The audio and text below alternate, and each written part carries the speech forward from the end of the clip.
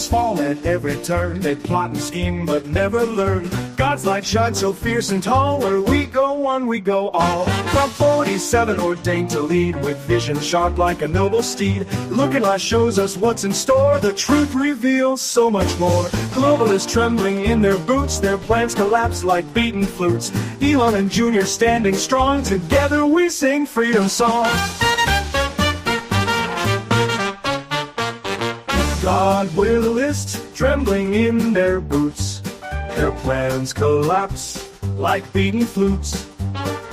Elon and Junior standing strong, together we sing freedom song. God wins each battle day and night. With Trump and team we see the light. United we stand hand in hand, marching through this promised land. Justice rolling down like streams, chasing shadows, shattering dreams. No more lies to veil our trust. In God's name we place our trust. Globalists trembling in their boots, their plans collapse like beaten flutes. Elon and Junior standing strong, together we sing freedom song.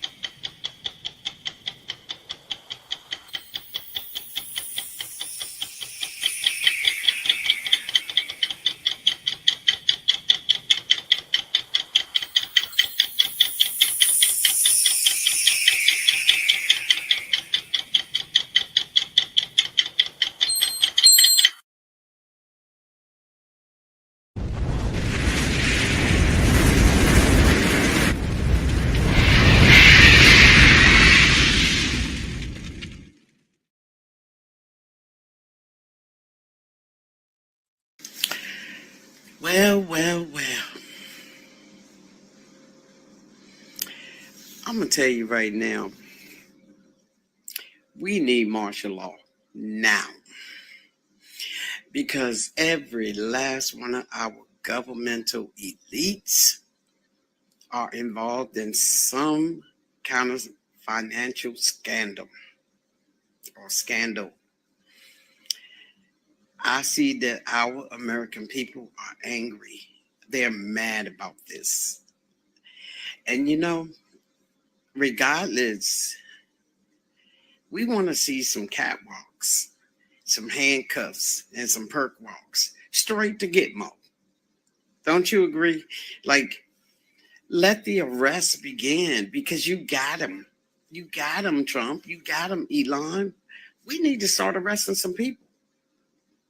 It's time we see some arrests because they talking about packing out the courts. Got 20 lawsuits already in the line against Trump and Elon. Y'all, our court system is not common law. Okay? They don't belong to the U.S. Our court system is illegal. Them black robes that they're wearing, them sitting up on these benches doing judgment on the people based on their, their pockets being increased. Because if you get convicted of something, they get paid for that. It's all corrupt. It's all corrupt. And we the people have had enough. And I think God is looking down on this planet right now. And he's making the rats scatter. I mean, he making them come right out in the light so we can catch them. Because what they're doing, what they have taken our money and done, like, I can't even fancy you paying 50, I'm gonna round it off. You paying $60 million for a hotel, a fancy one, for some illegals? Well, North Carolina, Tennessee, Asheville, and LA at this point, and Maui, are all under some type of disaster. And you offer them $750 that they got to pay you back? That's their money. Remember, we got trust.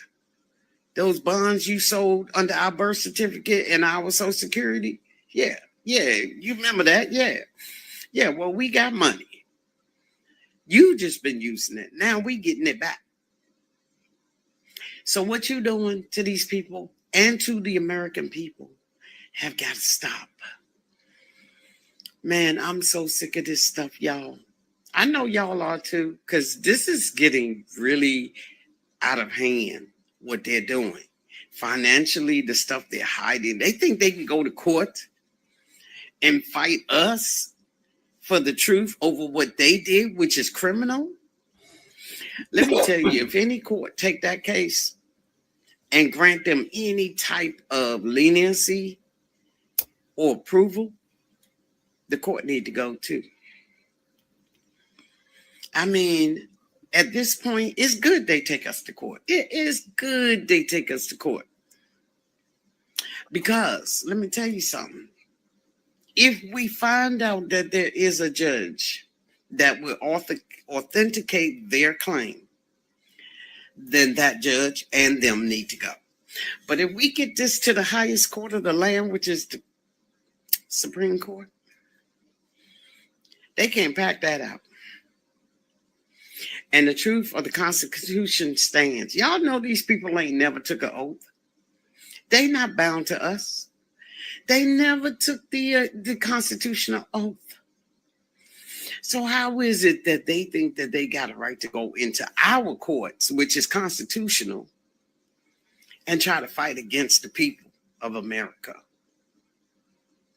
It ain't gonna work, y'all.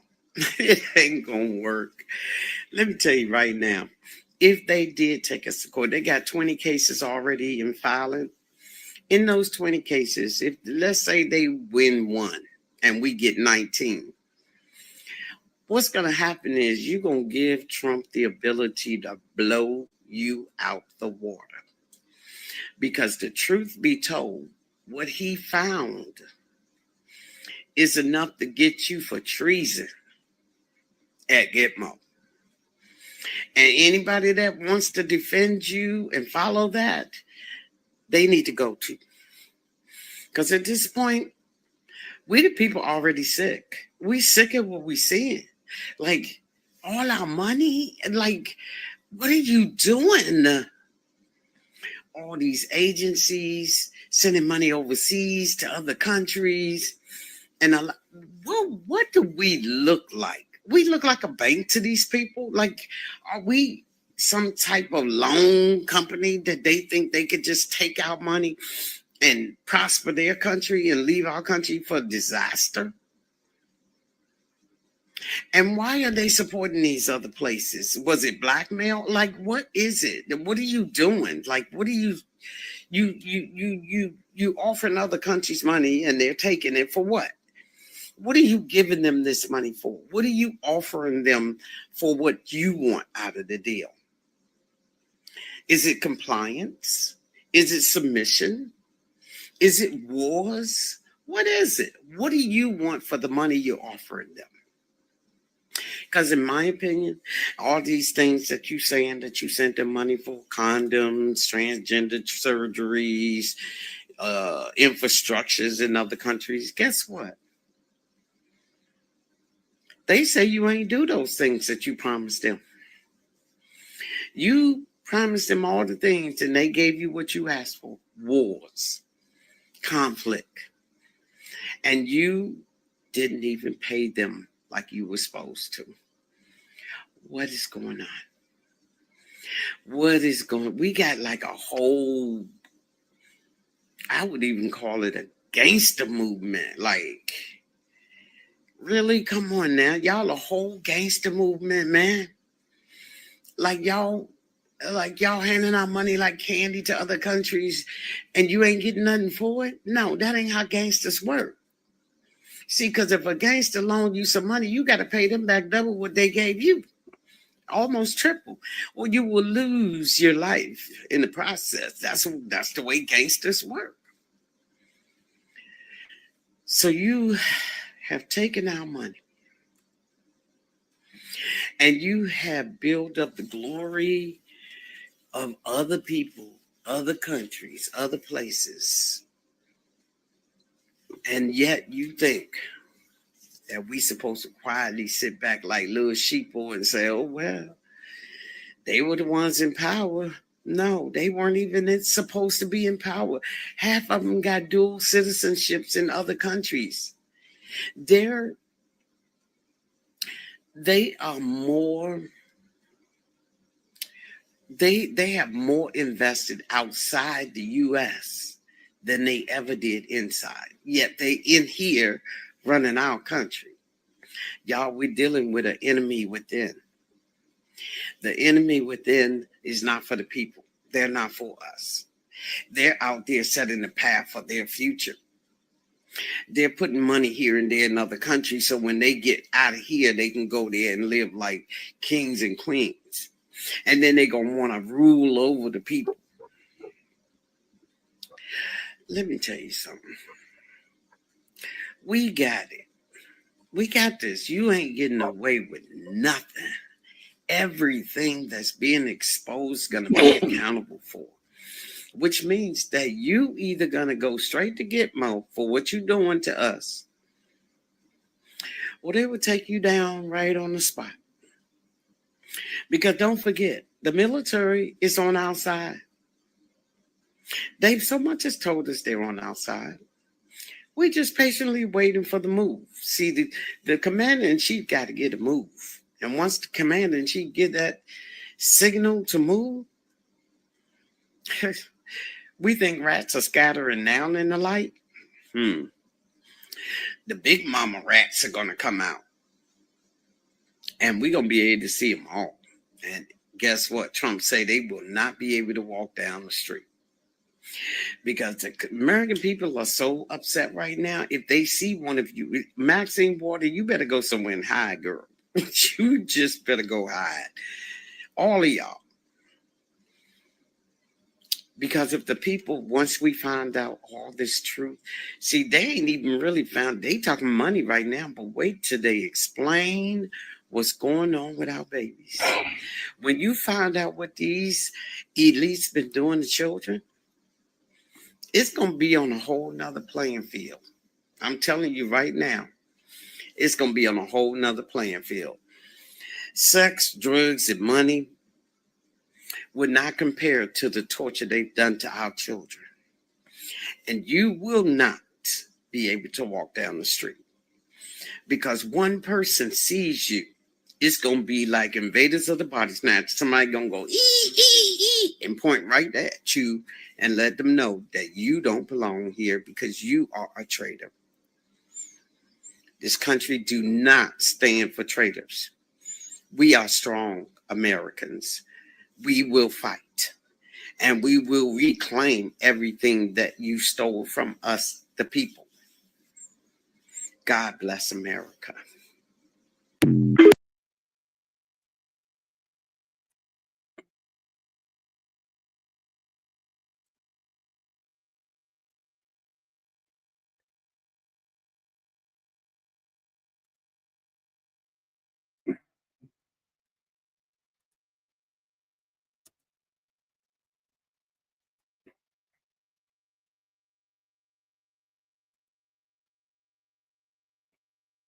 Oh, I'm live. I'm sorry. So this is that woman's name. Fuck. Every time I go to click, somebody's freaking dropping a message. And I not getting the one that I want. There we go. This is her name here on TikTok. Lovechild958. And she has a lot of really good material there. Okay. A lot of really good stuff. This by far was one of my favorites. And yeah, it's she's 100%. She's 100% accurate. 100% accurate. Look at that. See, I even have the second screen all set to go this time. My beautiful Gabriel up there painting my butt. Yeah, but I love him. I love him. Sometimes I wonder why. All right, so I got to start off with stuff that was coming out last night after our podcast last night. So we got to start from the bottom and work our way up to today's timeline. Let's see. I'm getting there. Give me. Today's probably going to be a short one. We're probably only going to do like 2 hours today, 2.5 hours maybe, because I do have a bunch of things that I got to do. And if you can tell from the added light behind me, the sun is actually shining today. And it is warming up a little bit outside. And I want to make sure I get out there and get some stuff done. Found a couple more holes in the fence. And this is driving me crazy. I get one section done, got to fix another section. Get one section done, got to fix another section. Get that section done, got to fix another one. And it's like, what the heck? You know? Let's see. Okay, I think I'm almost there.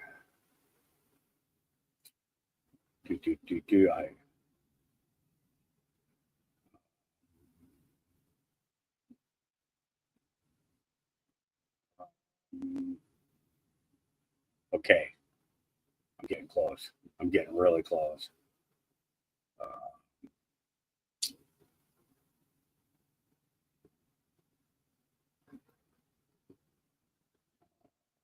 Okay, I did cover her yesterday. Okay, and we covered that, and this turned out to be a shit post because nothing ever came of it. Yeah. However, this happened. Script was perfect. What went wrong? This is just to give us a chuckle. First thing, you know, to start the day off with, you know. All right, let's take a listen. Excuse me. Hi. You're female, correct? Yeah.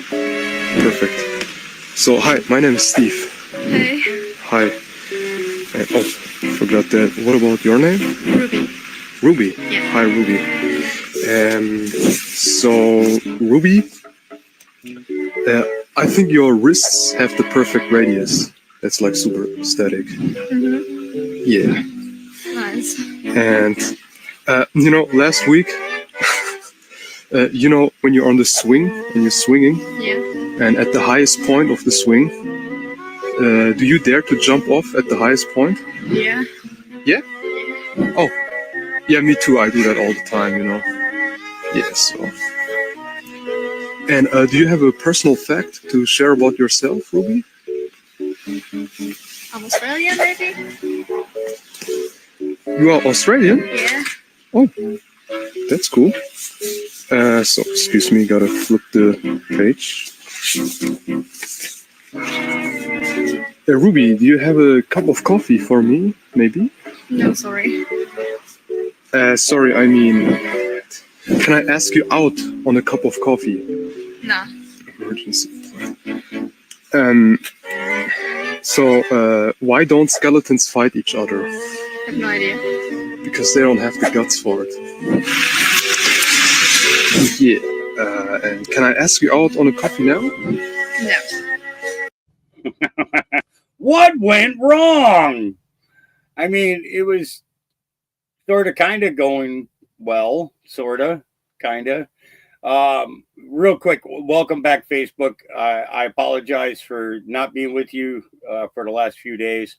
I was under a suspension, but we're back, and that's the important part, right? So, what I do want to tell you guys is, if you don't see me on Facebook or you don't see me on YouTube, check X or Rumble right off the bat, and that will tell you, and then you can find out what YouTube we're on based upon that. So we've got about 4 more days on the YouTube side before we get back on the 27. So, and I will be going back over to there. I don't. Well, actually, no. Yeah, we're gonna have to go back over there because there's probably about 400 people on that side that still don't know what's going on, and that I got a strike on there. So, but we'll get it figured out. But I'm glad to have you guys back in chat. You guys always add a lot of great comments. And I enjoy seeing the shenanigans that you guys are pulling on Facebook, and I see it. I see it sometimes. I see it. Yeah, they wouldn't even. I couldn't even. I couldn't use the messenger part of Facebook. I had to download Messenger on my phone in order to respond to anybody that were sending messages. So this is it, and as soon as I found out that Facebook was back this morning, I uninstalled Messenger off my phone. I don't want any traces of that thing being on my phone. I really don't. It's just I don't trust Facebook. I don't, and I have good reason to. We've lost way too many videos. We've been censored so many times. Their between their copyright and not understanding the notice of fair use, and the censorship is just outrageous, and I hate it. But I'm not leaving the battlefield. In the end,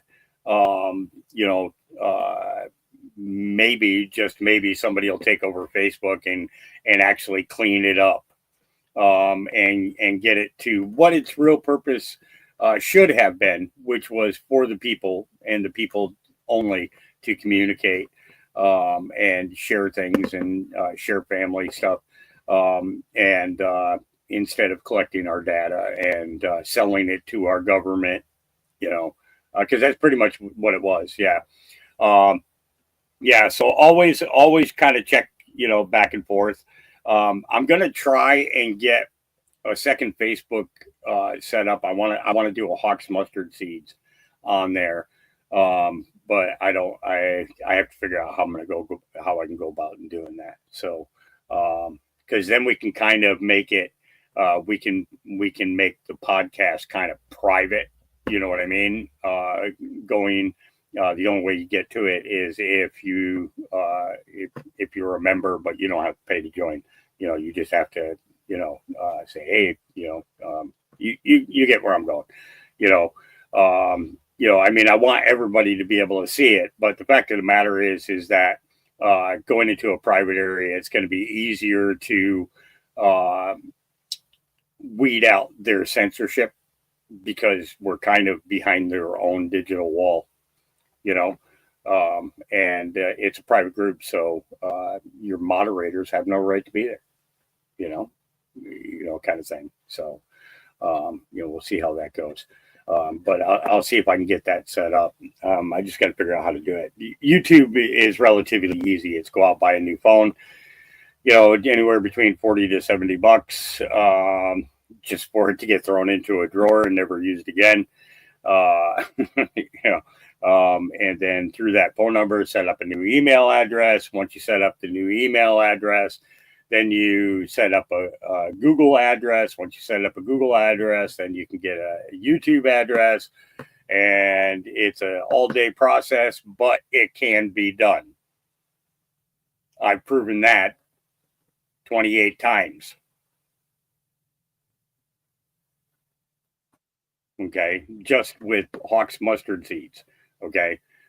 Before it was Hawks Mustard Seeds, it was Hawk J. Marsden. And before that, it was just Hawk. And then before that, it was Hawk Marsden. And before that, so yeah, it's easiest way to put it. I've been struck more than 100 times. Struck more than 100 times. Hence the reason for all the name changes and the number changes and everything else, So it's the idea of understanding that, we're paying to get the new account, no doubt about it. Okay, but it's the idea of getting back. That's the important part. Never leaving the battlefield. Deadpool Snipes. I like your comment there. Now he says, I still have Facebook. I am testing the censoring by posting videos by people they don't like. So far, no timeouts for me yet. And part of it is, I mean, the only things that I've been struck for on YouTube and Facebook, I mean, I've gotten some copyrights where they like take down the video until I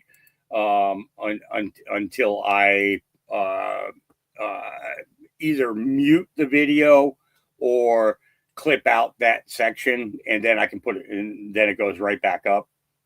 I don't have a problem with that. I mean, it's the live viewership that like when I play a song, I'm playing the song because number one, it means something to me, and it's got a message that I'm trying to share with you. And we generally talk about the music. We talk about the artist and things like that. It should be considered and accepted as a reaction. Okay. But because I don't have my camera up close to my face and show a tear dropping out of my eye and, he said that, they give me shit for it. They give me shit for it. So, but the thing is and all of them, okay. Facebook is trying to push me to do some hearts thing or something like that. Not interested. YouTube is trying to get me to do their advertising thing, to make money off of the YouTube channel, and to do the, whatever it is, the donations on YouTube. Why in the hell should YouTube be getting 40% of what you get during a podcast. And that's through the YouTube thing. What the hell is that called? When you can pay through Google, YouTube there. What the hell is that? Let me see.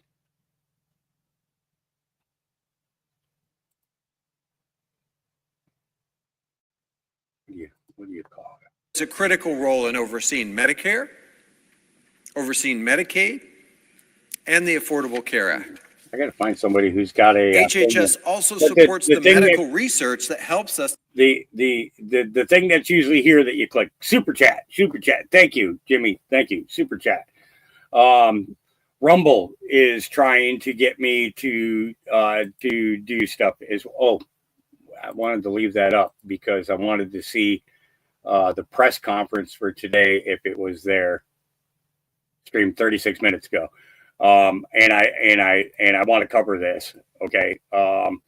Because of everything coming out yesterday. You guys want to watch the press conference with me? You want to do that?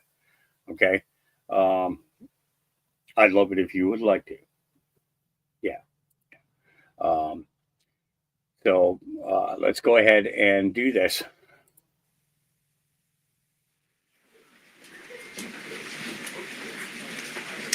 Good afternoon, everybody. It's great to see all of you on this very newsy day, to say the least. I have a couple of updates for you this morning, or this afternoon. As you know, this morning, the president spoke to President Putin of Russia. They spoke at length, and the president released a statement following that conversation in great. Okay.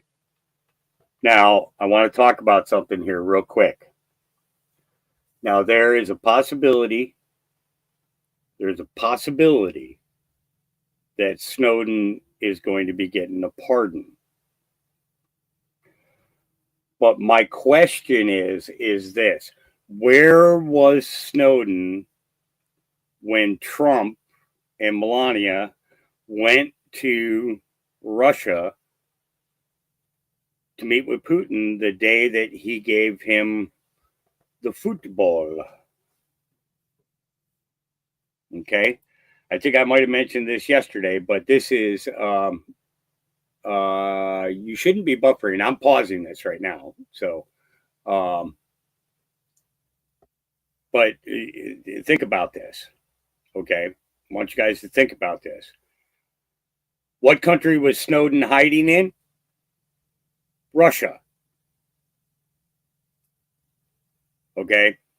The only place that the CIA and the FBI and, okay.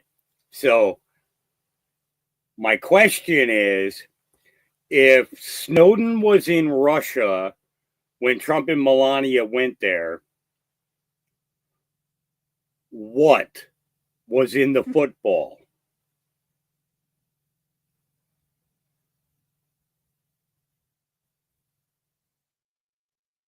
What was in the football? So the guy who was responsible for releasing more information on the intelligence gathering community of our country gives it to a gentleman by the name of Julian Assange. Okay. But the question is, okay, what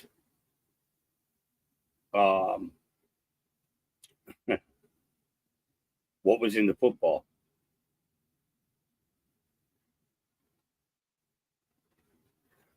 Okay. So this is the thing, is that thumb drives are small and you can fit a bunch of them into a soccer ball, and the soccer ball still be light enough to toss. Servers, that'd be another story. That'd be a little bit harder. Okay. But if Snowden was in Russia when Trump went there, what do you think that he gave to Putin? And what do you think that he gave Putin to give to Donald? The Donald. Okay. So you see where I'm going with this? Okay. Yeah, you think about how much information you can fit on a USB. You know, I mean, seriously. Okay. This is a hard drive here. Okay. This size. Okay. Let me.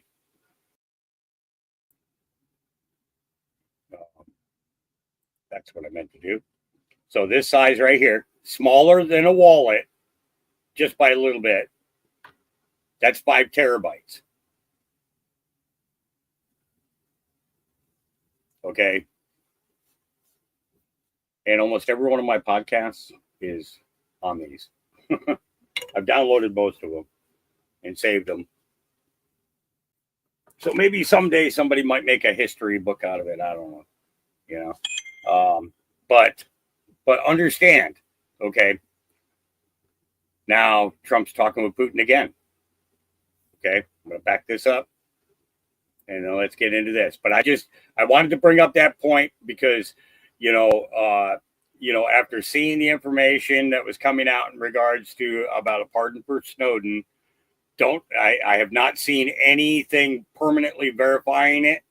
Okay, but if that is the case, is this pardon conditional on more being released? You know what I mean? Because it's being released, it's got to be released in order for him to be able to come home, so that the American people see it, okay, and understand what this government has done to us. So, we just gotta. This is a wait and see kind of thing, but. I'm looking at the overall of this and saying to myself, with this post about Snowden coming up, that there may be something to this that is going to be part of this D class. And I think it's going to be quite, I think it's going to be quite harrowing for some people. Okay. Let's get back. Start again. I apologize, but that came to mind, and I wanted to say it before I forgot it. I should just keep a notepad here, write down something, and then say something about it later. But I don't. I got a big mouth. All right, here we go. Good afternoon, everybody. It's great to see all of you on this very newsy day, to say the least. I have a couple of updates for you this morning, or this afternoon. As you know, this morning, the president spoke to President Putin of Russia. They spoke at length, and the president released a statement following that conversation in great detail. I can also confirm that the president just recently got off the phone with President Zelensky of Ukraine. His truth is as follows. I just spoke to President Zelensky of Ukraine. The conversation went very well. He, like President Putin, wants to make peace. We discussed a variety of topics having to do with the war, but mostly the meeting that is being set up on Friday in Munich, where Vice President J.D. Vance and Secretary of State Marco Rubio will lead the delegation. I am hopeful that the results of that meeting will be positive. It is time to stop this ridiculous war where there has been massive and totally unnecessary death and destruction. God bless the people of Russia and Ukraine. I myself just spoke to the president about these calls, and he told me to tell all of you they were very good calls. They were very positive, and the administration is wholeheartedly committed to a peace deal to end once and for all the Russia-Ukraine war. More on that later. I'm sure you'll have more questions to ask.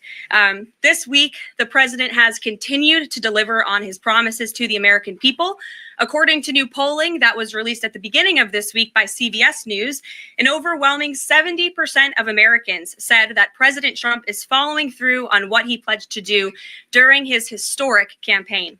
The poll also revealed that Americans see President Trump as a tough, energetic, focused, and effective leader fighting hard to improve their lives and our country.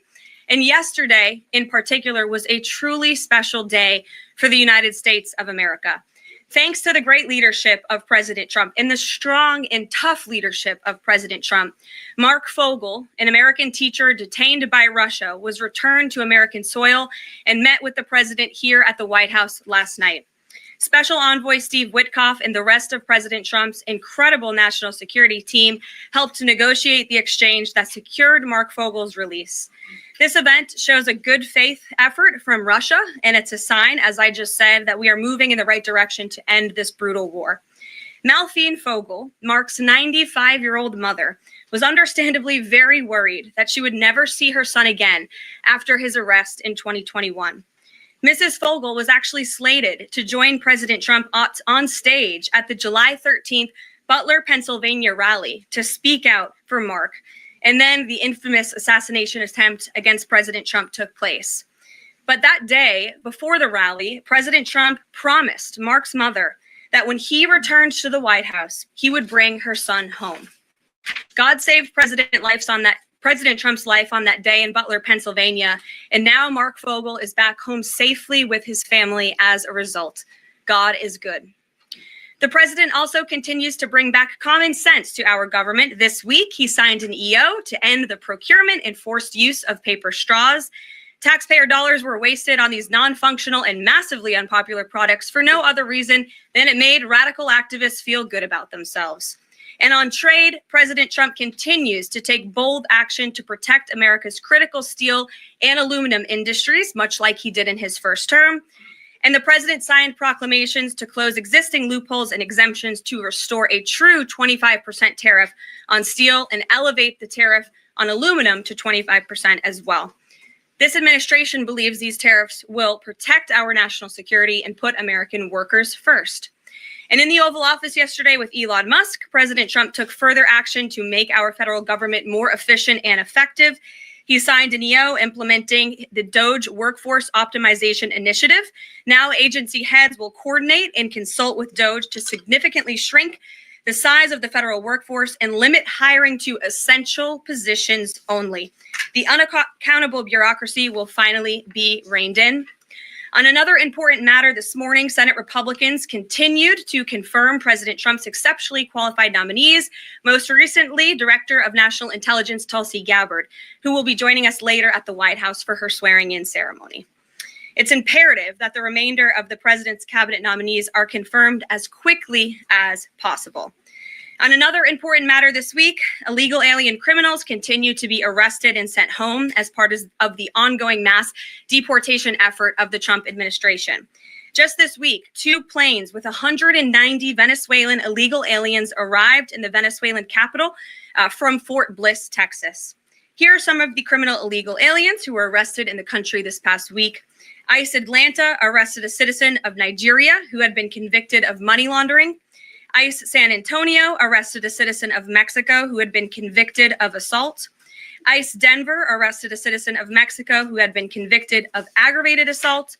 And ICE Houston arrested a citizen of Mexico who had been convicted of aggravated assault. Now, before I take questions, I would like to address an extremely dishonest narrative that we've seen emerging over the past few days. Many outlets in this room have been fear-mongering the American people into believing there is a constitutional crisis taking place here at the White House. I've been hearing those words a lot lately. But in fact, the real constitutional crisis is taking place within our judicial branch, where district court judges in liberal districts across the country are abusing their power to unilaterally block President Trump's basic executive authority. We believe these judges are acting as judicial activists rather than honest arbiters of the law. And they have issued at least 12 injunctions against this administration in the past 14 days, often without citing any evidence or grounds for their lawsuits. This is part of a larger concerted effort by Democrat activists and nothing more than the continuation of the weaponization of justice against President Trump. Quick news flash to these liberal judges who are supporting their obstructionist efforts. 77 million Americans voted to elect this president. And each injunction is an abuse of the rule of law and an attempt to thwart the will of the people. As the president clearly stated in the Oval Office yesterday, We will comply with the law in the courts, but we will also continue to seek every legal remedy to ultimately overturn these radical injunctions and ensure President Trump's policies can be enacted. So here in our new media seat today, we have Chris Pavlovski, an entrepreneur who has a strong passion for protecting freedom of speech. Chris started the video sharing platform Rumble in 2013 with a mission of protecting a free and open internet from censorship by big tech and governments around the globe. The platform has always been a place for independent creators to share their authentic opinions, and they have always included President Trump, in contrast to the way he was censored by other platforms in years past. Since its founding, Rumble has grown exponentially, recently marking 67 million monthly active users. It's a lot of users. If you're watching right now and interested in sitting in this seat, you can apply whitehouse.gov/new media. With that, I will take your questions. And Chris, why don't you kick us off on this very busy news day? Carolyn, thank you very much to you and President Trump. It's an honor to be sitting here in the new media seat for the White House press briefing and to be able to demonstrate why freedom of expression is so important. Rumble was the victim of censorship at the hands of multiple foreign governments. It's clear there are still many countries who oppose free speech and even target American companies. Can you describe what the administration will do to protect U.S. interests and values worldwide? Sure. Well, thanks for the very important question. And I think that free speech and ending censorship, both here at home and also abroad, is an important part of President Trump's agenda. I think first, President Trump has led by example on this front as the leader of the free world, the president of the United States, with his show of access and transparency on a daily basis. The president takes questions from all of you almost every single day and really reveals what he's thinking and feeling. And I think that serves as a great example to the rest of the world. As for tangible actions that the president has signed, he did sign an executive order, I believe on day one, certainly within the first week of this administration, to restore free speech and stop government-sponsored censorship here at home. And the EO made it very clear that federal employees are not allowed to engage in any activity that would infringe upon the American people's right of free expression. So I think the president has led quite strongly on this. And I would just add, this is part of the reason we have a new media seat, to invite new voices into this room. Again, we're going to need to expand this room because so many people are interested, and we're very excited about that. It's a privilege to cover this White House, but we want all voices to be heard. So thanks for being us with here, Chris, and I hope you enjoy the briefing. Sure. Jordan. Thanks, Caroline. Data out this morning showed that consumer prices were up across a variety of goods. And just before that report, though, President Trump called for lower interest rates. The Fed said it's holding rates steady to try and tamp down further inflation. So how would lowering rates help keep inflation in check for the American people? Sure. Well, first of all, on the inflation point, we did receive those numbers, and they were worse than expected, which tells us that the Biden administration indeed left us with a mess to deal with. It's far worse than I think anybody anticipated, because unfortunately, the previous administration was not transparent in where the economy truly was. We know people at this very podium told the American people that inflation was transitory and that it would go away. That was not the case. And now the last report of the Biden administration, as revealed today, shows that inflation is still about 4.5% higher over the past 3 months. This is an indictment on the Biden administration's mismanagement of the inflation crisis and their lack of transparency in addressing it. As for tackling inflation and interest rates, the president has made his position on this very clear. He wants interest rates to be lower. He wants inflation to be lower. And he believes that the whole of government economic approach that this administration is taking will result in lower inflation. I have said that from this podium many times. The president had record low interest rates and inflation rates in his first term. He believes that the economy can handle it and withstand it. And we're doing a lot to tackle the inflation effort on this front. It's a whole of government economic approach, and I've talked about what we're doing to tackle inflation quite a few times from this podium. What about the reciprocal tariffs? That's going to come before Prime Minister Modi's visit tomorrow. I do believe it will come before the Prime Minister's visit tomorrow, and I will let the president discuss the details on the reciprocal tariff front. But this is something he believes strongly in, and it's very simple logic as to why the president wants to impose reciprocal tariffs. It's the golden rule, which we all learned when we were growing up in school. Treat others the way you want to be treated. And And far too many nations around this world have been ripping off the United States of America for far too long. And that's why the president believes this will be a great policy that will benefit American workers and improve our national security.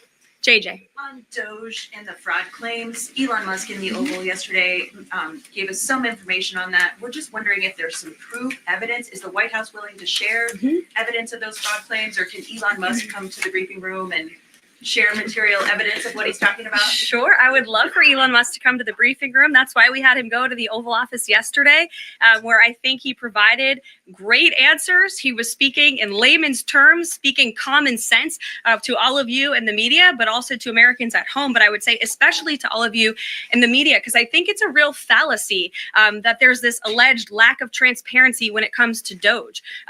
President Trump and Elon Musk have been incredibly transparent on what Doge is doing. There is an X account with the Doge handle. They are tweeting out what they are doing on a daily basis. They have a website where they are posting the receipts of the contracts that they are reviewing and the payments that they have stopped from going out the door. The secretaries of our departments have stopped from going out the door. And I would also say that before it was Elon Musk making our government efficient and accountable, it was some unnamed bureaucrat that none of you knew. Elon Musk is the richest man in the world. He's also now one of the most highly scrutinized men in the world alongside President Trump because of what he's doing and the access that he is allowing. So there's great transparency. As for the actual receipts, we are happy to provide them. And I actually brought some today because all of you know I love to bring the receipts. We have contracts upon contracts that we can send and provide this information to you. Let me be very clear. We are not trying to hide anything. We have been incredibly transparent and we will continue to be. These are screenshots of contracts that Doge found across our government. This is a DEI contract, $36,000 for U.S. citizenship and immigration services. That is against the president's policies and his America First agenda. This is a $3.4 million contract, a Council for Inclusive Innovation at the U.S. Patent and Trademark Office, Department of Commerce, another DEI contract that Doge identified. I can continue to go through these. Oh, I love this one, $57,000 for climate change in Sri Lanka. What is this doing to continue the interests of the American people? Absolutely nothing. These are the line items across the federal government that Doge is identifying daily. They're moving very fast. There's a lot of paper that we can show you, but we're happy to do it. This administration has been more than transparent about what Doge is doing.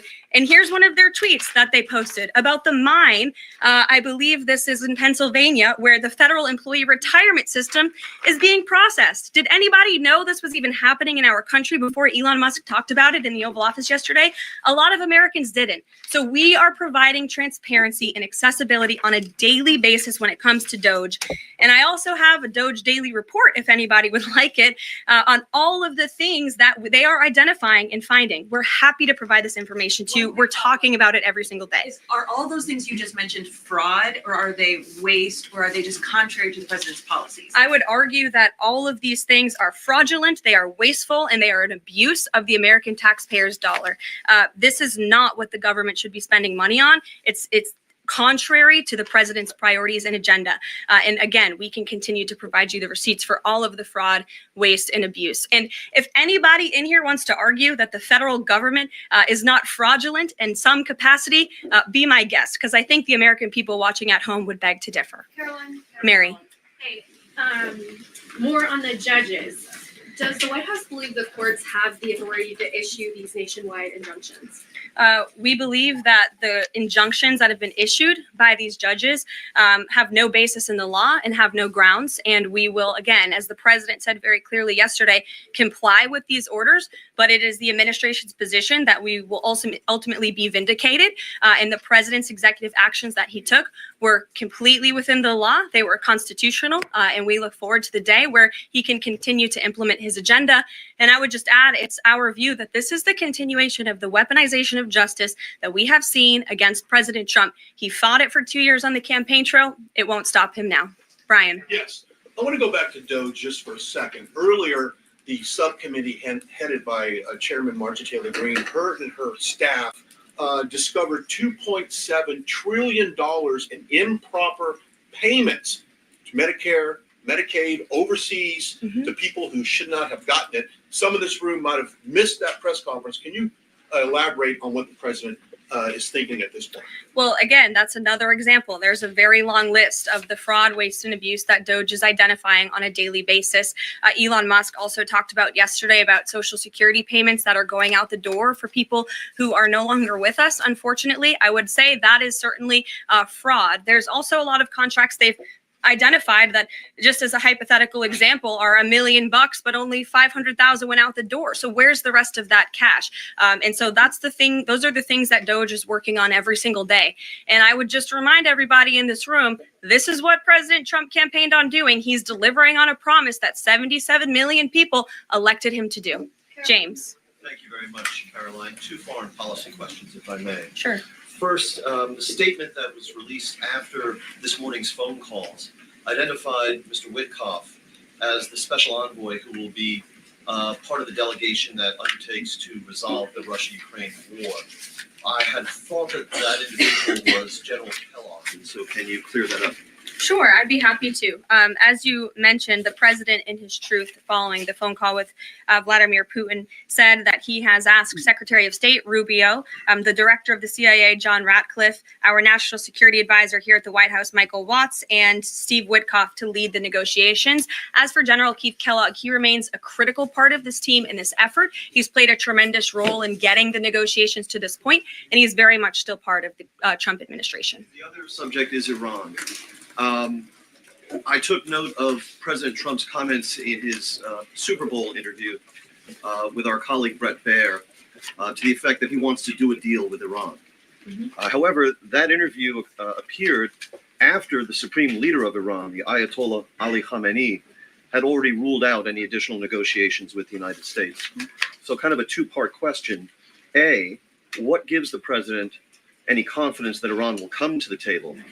And B, more fundamentally, why is the president interested in doing a deal with Iran instead of doing everything he can, perhaps short of U.S. military intervention, to try and hasten the end of what many of his own supporters regard as an evil regime?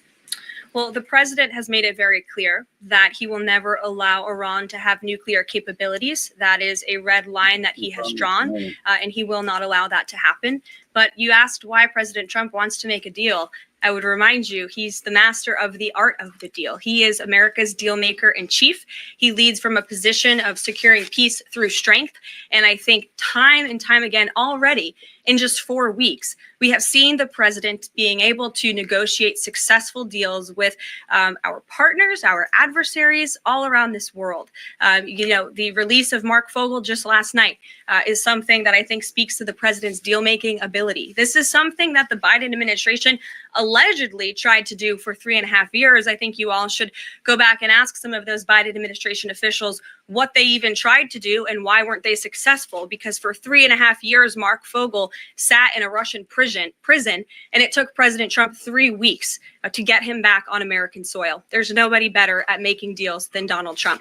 Phil Wegman. Thank you. 2 foreign policy questions.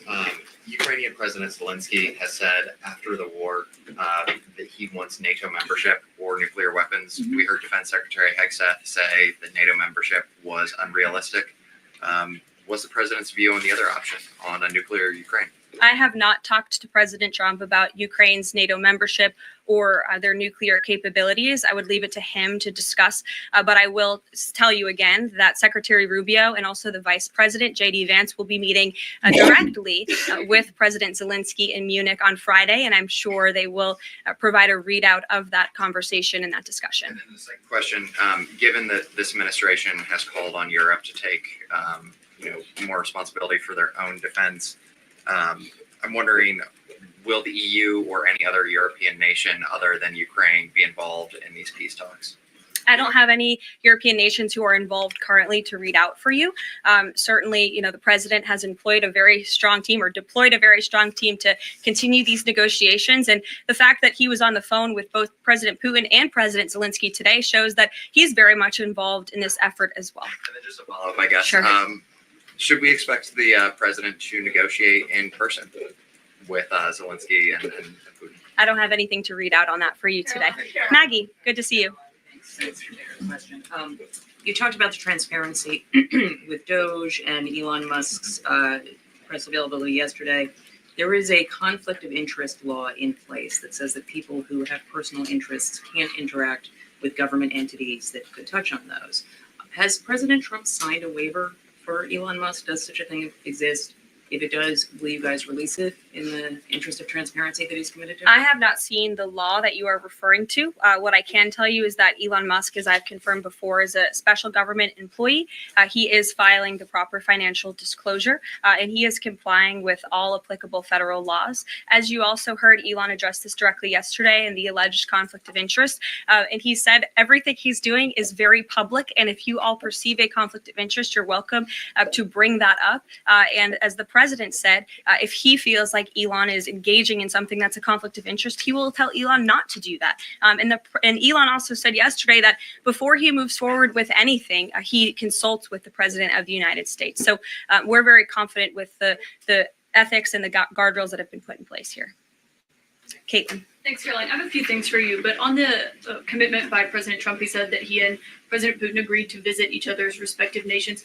Are there any preconditions that President Trump has that President Putin must do before he goes and meets with him, withdrawing some forces, withdrawing all forces, anything like that? Not that I'm aware of. That doesn't mean they don't exist. But I was just talking with the president in our national security team. I wasn't made aware of any conditions, but if they exist, I'm happy to provide those. And on the president himself, he styles himself as this master negotiator.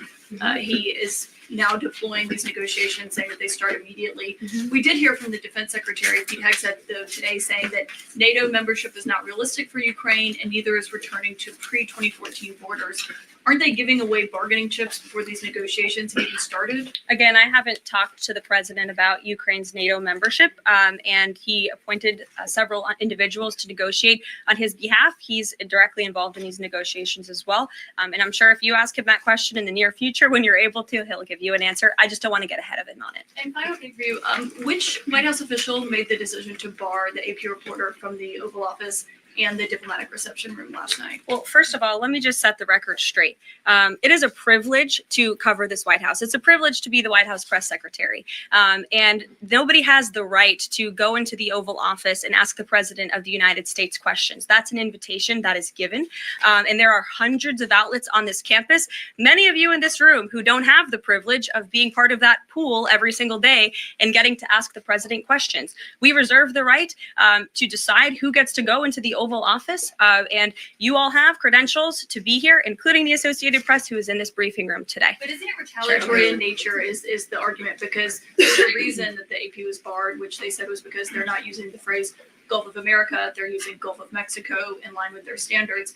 And so the question here is this setting a precedent that this White House will retaliate against reporters who don't use the language that you guys believe reporters should use? And how does that align with the First Amendment commitment that you were just talking about? I was very upfront in my briefing on day one that if we feel that there are lies being pushed by outlets in this room, we are going to hold those lies accountable. And it is a fact that the body of water off the coast of Louisiana is called the Gulf of America. And I'm not sure why news outlets don't want to call it that, but that is what it is. The Secretary of Interior has made that the official designation in the geographical identification name server. And Apple has recognized that. Google has recognized that. Pretty much every other outlet in this room has recognized that body of water as the Gulf of America. And it's very important to this administration that we get that right, not just for people here at home, but also for the rest of the world. Sure. Thank you, Caroline. The prisoner exchange with Russia coming at the same time as the president is now announcing negotiations to end the war in Ukraine. The timing of that is hard to ignore. Was Ukraine discussed as part of this prisoner swap? I was not involved in those discussions, so I can't comment on whether that came up or not.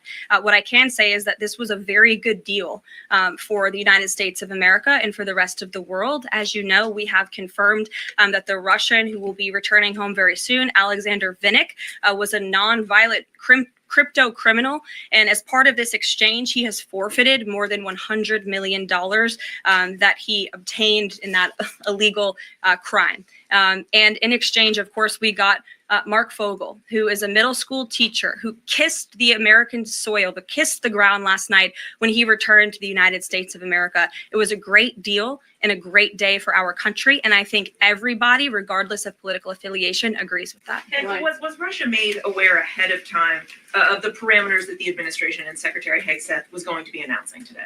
The NATO perimeters? Yes. I'm not sure. You'd have to ask Secretary Hegseth and the Defense Department on that, since he announced them.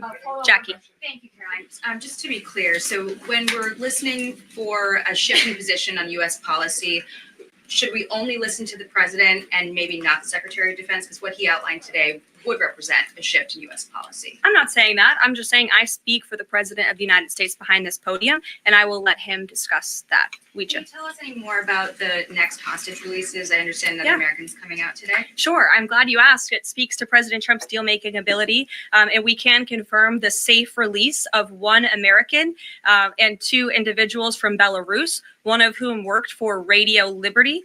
Out of respect for the privacy of these individuals, their request, we have no further details to announce on their identities, but we can confirm that one American was released today, and it's a remarkable victory on the heels of Mark Fogel returning to America last night. Anything on who the U.S. might be releasing in exchange? I don't have details on that at this moment.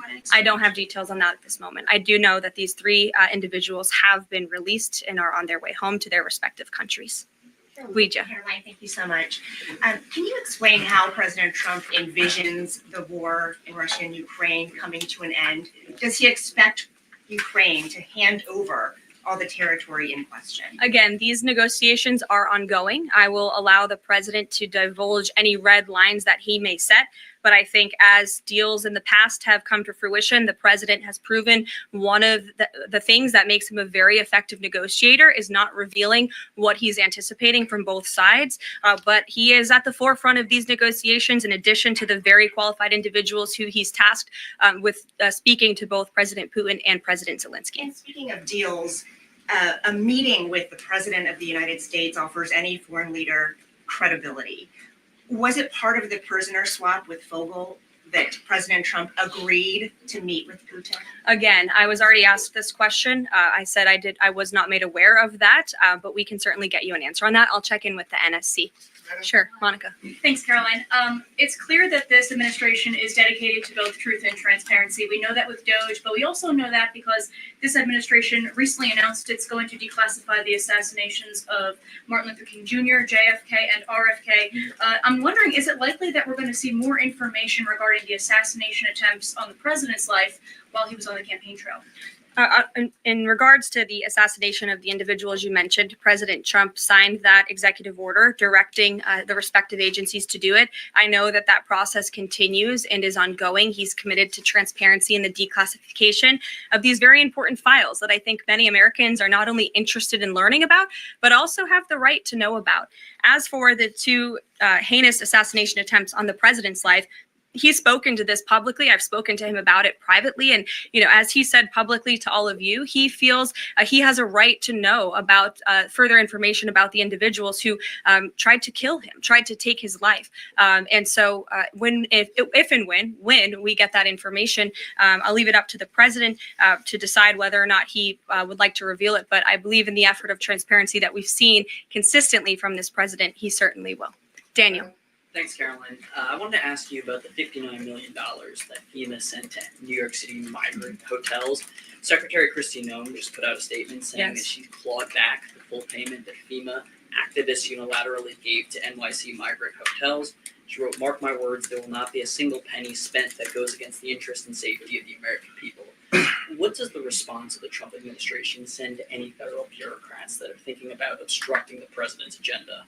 They will be held accountable. The president is signing executive orders daily, and he expects all officials across the administration, regardless if they are a political appointee or if they are a career bureaucrat, to adhere to the will of the American people and the 77 million Americans who reelected President Trump. He's here for a reason, and he is focused every day on implementing his administration's goals, and sending $59 million to a migrant hotel to house illegal immigrants when there are still people in North Carolina and California who have not received FEMA funding is not something that this administration is going to tolerate.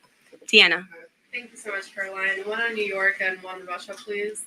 On New York City Comptroller Brad Lander is accusing Doge of buying back $80 million that was intended for New York City FEMA funding. Wondering if you've heard about that figure, if that figure is accurate, and why that money was taken back. I have not heard about that figure. Doge is moving very quickly, but I can get the receipts and gladly send them to you. I know that story is likely of great interest to the New York Post. And then one John. on Russia, please. Sure. Is President Trump waiting for a kind of signal or an action from Putin to go to Russia? And would he be willing to go to Ukraine in the future? I don't have any decisions to make on the president's potential visit to Russia or any in-person meeting at this time. John. Caroline, two questions, one on foreign policy, one on domestic policy. Following up on the president's call that he had with President Putin, does the president view Russia, does he view President Putin as an ally, as a partner, as a competitor, or as an adversary? I believe this nation views Putin and Russia as a great competitor in the region, at times an adversary. But as the president has said as well, he enjoys having good diplomatic relationships with leaders around the world, finding that common ground, also calling them out when they are wrong, and leading from a position of peace through strength. That's the president's greatest strength, and we've seen that again, time and time again. And then, as you pointed out in your statement regarding the confirmation of Tulsi Gabbard, there was one Republican who voted against the nomination of Tulsi Gabbard. It was Senator Mitch McConnell. Similarly, how does the administration view Senator McConnell? Can he be a partner in the president's legislative agenda? Are you disappointed that he voted against not only Tulsi Gabbard, but also Pete Hegseth to be the defense secretary? I think we're greatly disappointed in any Republican who chooses willfully to vote against the president's exceptionally qualified cabinet nominees and picks to lead his America First administration. Not a single Democrat swayed from voting against President Biden's nominees, and we know how many of them turned out. They turned out to be atrocious at their jobs, leaving America much worse than they were when they took the oath of office. And so I've said it repeatedly from this podium. I addressed it at the beginning of my remarks. We expect all Republicans to vote, to stay tough and strong, vote for President Trump's nominees so we can get to work and continue to work very hard to implement this president's agenda. Sure. Thank you, Caroline. On South Korea is currently in a chaotic situation. How does the President Trump react to the current chaotic situation in South Korea? Secondly, if South Korea needs help from the United States, what role do you think the U.S. will play? Sure. I haven't spoken to the president about the ongoing situation in South Korea. I would defer you to his previous statements. And I can also see if I can get you something new from the National Security Council, who I'm very confident the officials that are focused on South Korea are on this. I just haven't spoken to them about it, but I'm happy to provide that for you. Yes. Thank you, Caroline. Does Elon Musk have power of the presidency? Absolutely not. Right. That's a I asked that ridiculous question. I asked that question because, the Democrats have been hurling insults at Elon Musk, hurling attacks, calling him President Musk. Most recently, Jamie Raskin, the congressman, took it a step further, calling for Musk's impeachment, saying that he somehow usurped the power of the presidency. What's your response? It's utterly ridiculous. Elon Musk addressed this in the Oval Office yesterday. The president addressed it as well. Elon Musk is serving at the pleasure of the president, just like everybody else on this team. He takes directives directly from the president of the United States. And I think some of the comments that you referred to are nothing more than a failed attempt from the media and from Democrats to try to sow division in this White House. We saw them do it in the first term. We're not going to let them do it in the second term. This is a unified team who is working at the pleasure of the president to do what's right for the American people. I have one more quick housekeeping note before I leave you all today. The president wanted me to share with all of you that he had a wonderful meeting with King Abdullah of Jordan yesterday. They discussed many things, including the Gaza Strip and its future at great length. The king would much prefer that the Palestinians stay in place, with the additional land to be used for new development, which would greatly create jobs at levels never seen before. But the president feels it would be much better and more majestic if these Palestinians could be moved to safer areas. I would just add to that that the president remains wholeheartedly committed to seeing peace in the Middle East. And our Arab partners in the region have been tasked with coming up with a peace plan to present to the president. That is ongoing. King Abdullah mentioned that yesterday. He also committed to accepting 2,000 sick children from the Gaza Strip, which the president called a beautiful gesture. So the administration continues to work with our Arab partners in the region. We stand closely with our ally Israel, and the president has presented this big, new, bold idea to secure peace in the Middle East, and he is not going to waver from that. And we look forward to seeing that goal of this administration achieved as well. Thank you very much, everybody, and we'll see you very soon. Have a great day. Thank you. That was a very well done podcast or broadcast. I like this lady. I like this lady. I like the way she talks, and I like the way she answers the questions. You know, now speaking of that meeting yesterday, sometimes things like this pop up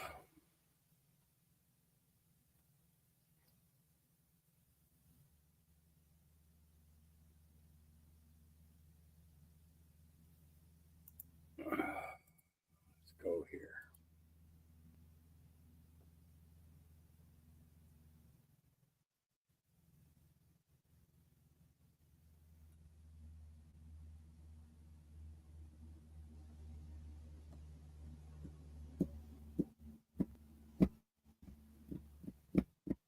Now, there's a guy on YouTube who says that that's him.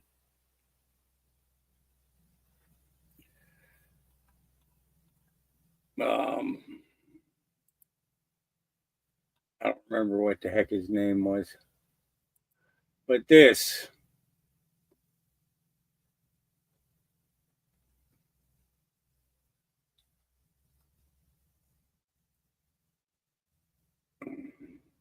makes me think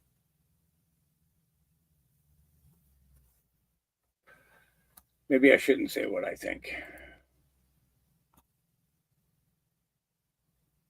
Elon Musk, who are you?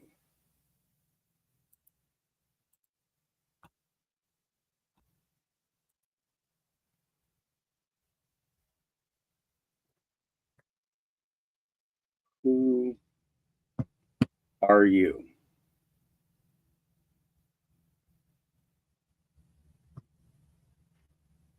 I'm just thinking.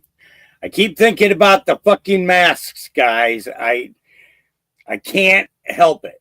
Okay? I can't help it. I can't help thinking about freaking masks.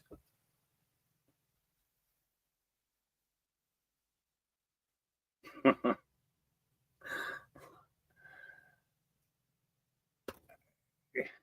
you get where I'm going with that? Do you get where I'm going with that? I wonder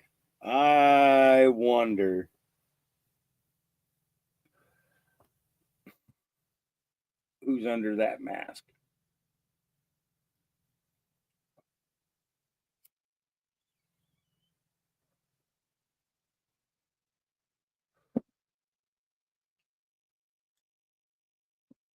I'm just saying. Okay. You know, it's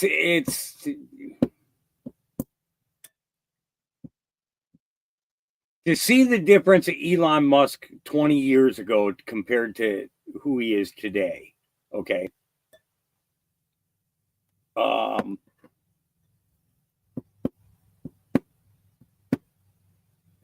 Something's off. Something's off. I love his freaking content. Okay. He does great. Okay. But why do I feel like there is, and it's funny that this gets okay. All right. So it's funny that this gets posted at the same time that the declassification is getting ready to happen.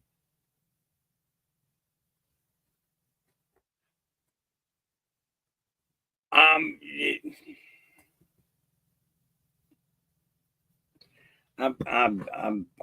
don't know nothing. I don't know nothing. But excuse me. I don't know. I don't know nothing. America and every other country outside of Canada, I hope that you're taking note right now how corrupt and infiltrated the Canadian government is.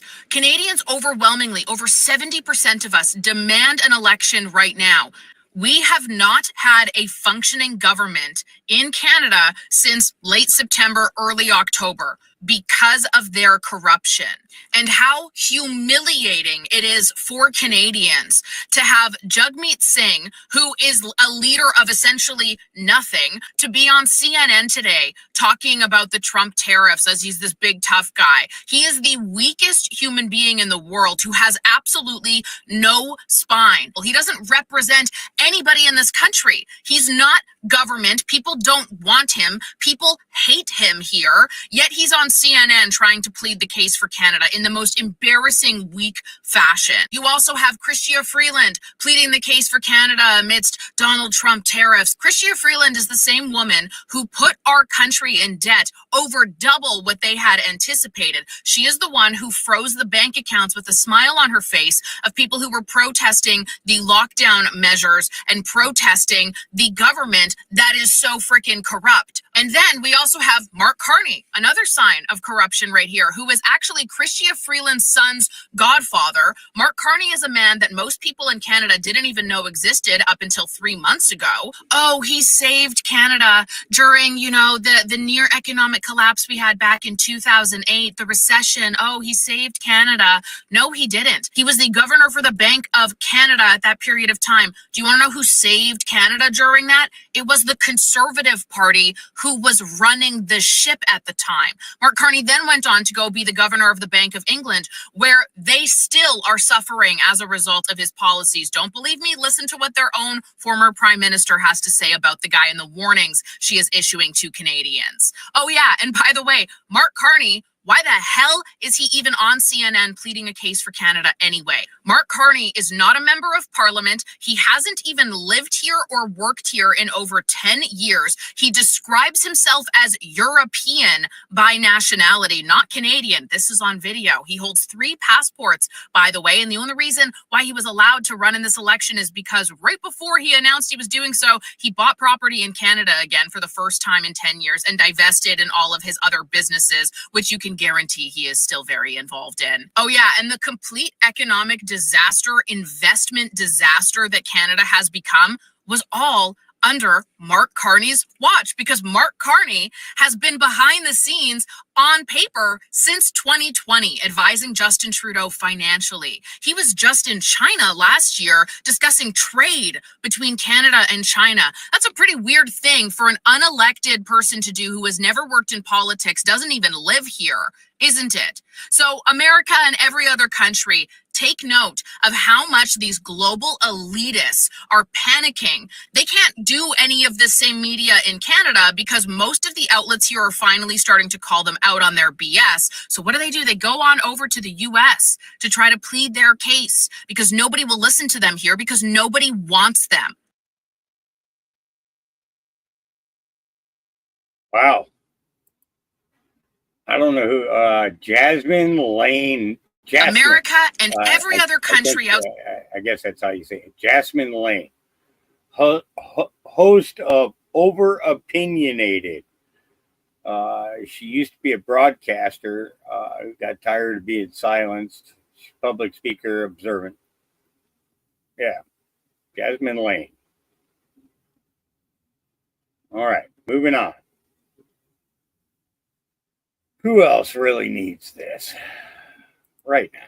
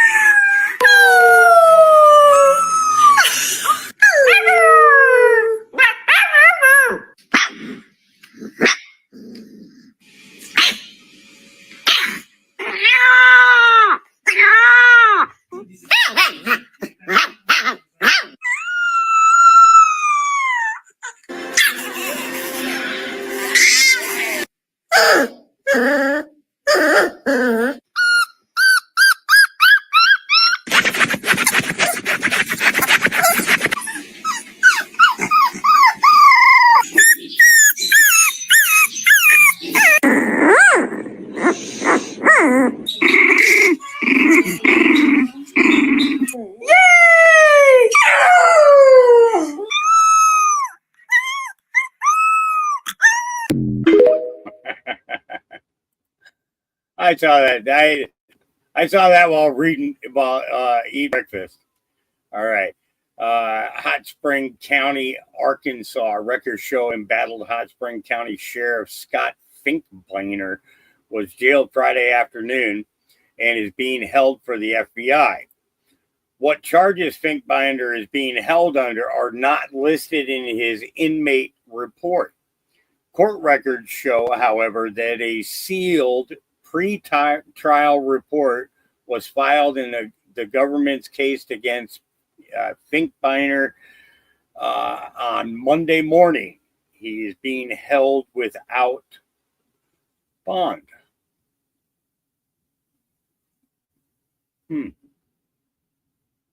And I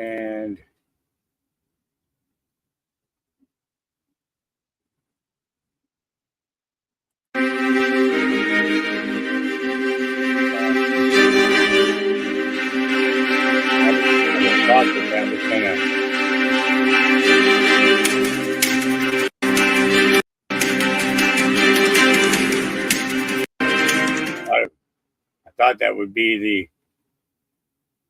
I guess not. Let's see. Is there a video for this? No, I don't want to watch that now. You upset me. Okay, gotta read it. So basically records, let's see.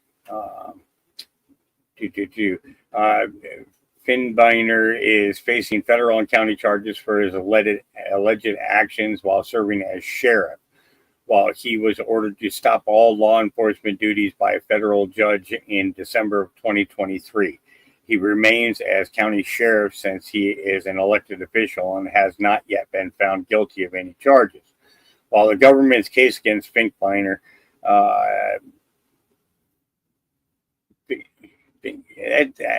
that's got to be Finkbeiner. What a name. Began with the initial charges in October 2023. The trial has been delayed twice as a grand jury returned superseding indictments against him, the most recent being in November 2024. The November indictments list 6 counts against the sheriff, including his allegedly possessing guns while a drug user and purportedly telling the FBI a series of lies as the agency worked to investigate a drug dealer in the county. Is facing charges in Hot Spring County of unauthorized access to criminal records for personal gain and sexual solicitation. The arrest affidavit for this case was ordered sealed by the judge to preserve the integrity of the jury pool. It doesn't really tell us a whole lot other than that he's a pervert, obviously.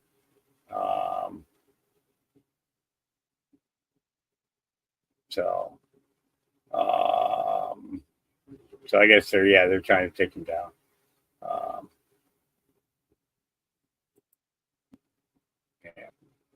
All right. Colin Rugg put this out. Now Elon Musk says the maximum amount of people who can retire from the federal government in a month is 10,000 because paperwork is done manually at an old limestone mine in Pennsylvania. The mine is in question is Iron Mountain. Let's take a look. It supports many of our high security customers, such as banks, financial institutions, healthcare organizations, and the federal government.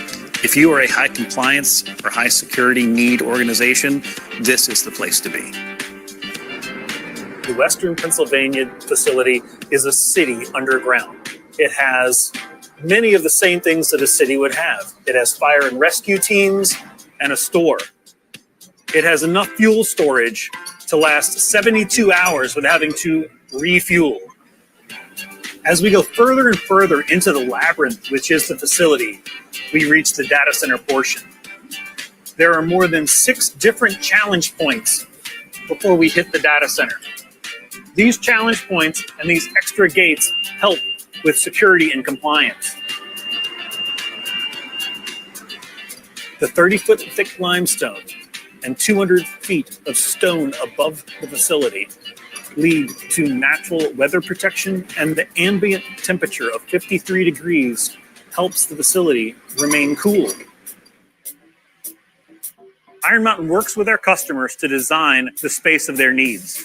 Whether it's what you can see over my shoulder, cage material, or solid steel wall, Faraday enclosures, or coops, Iron Mountain is there to support those customers.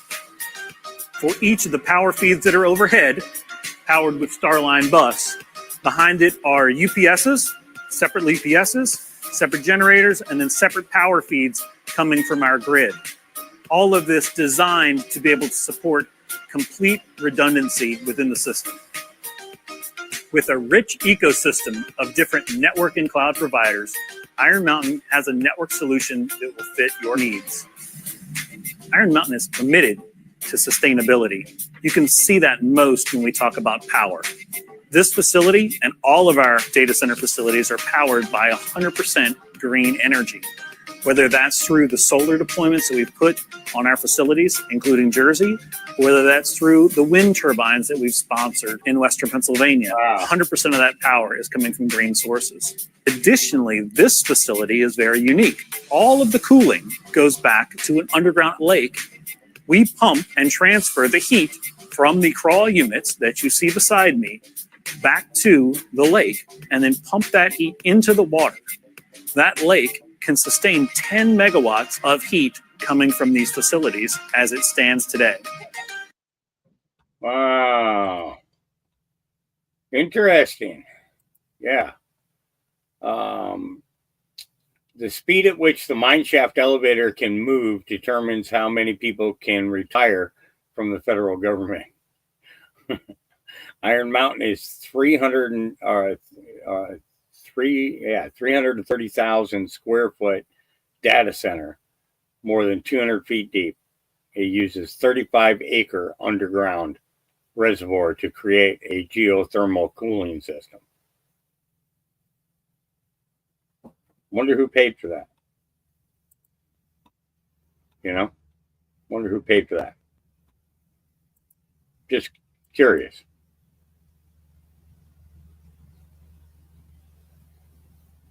You know? So, I got one for you here. Federal law you might not even know about. Coming in at number one, and ladies, this hurts my heart to deliver this news. It is now illegal to go through your husband's phone. And this is for every ear that can hear me. This is not just a Texas issue. This is also a federal crime. The Federal Wiretap Act states it is unlawful to intercept any wire, oral, or electronic communication. It is also unlawful to disclose the contents of the wire, oral, or electronic communication. Y'all know what's considered electronic communication? Text messages, emails, DMs. I was in court waiting on my turn, watching another hearing before me. It was a divorce case and the wife was on the stand talking about adultery. Her attorney then started the process of admitting text messages into evidence that showed the husband was talking to this woman and it was very inappropriate. The text messages 100% proved husband was cheating. There was photos, there was conversations about the other night. All of a sudden, husband lawyer jumps up and says, Your Honor, I think you need to admonish the witness about her Fifth Amendment right to self-incrimination because she's about to tell on herself and admit to a crime. The judge then proceeds to tell her that how she came about getting those text messages out of her husband's phone is potentially a violation of the Texas Wiretap Act and the Federal Wiretap Act. He looks up at her lawyer and says, Counsel, the fact that you're in possession of unlawful potential wiretap material incriminates you as well. The judge did a quick recess so everyone could go consult with criminal law attorneys.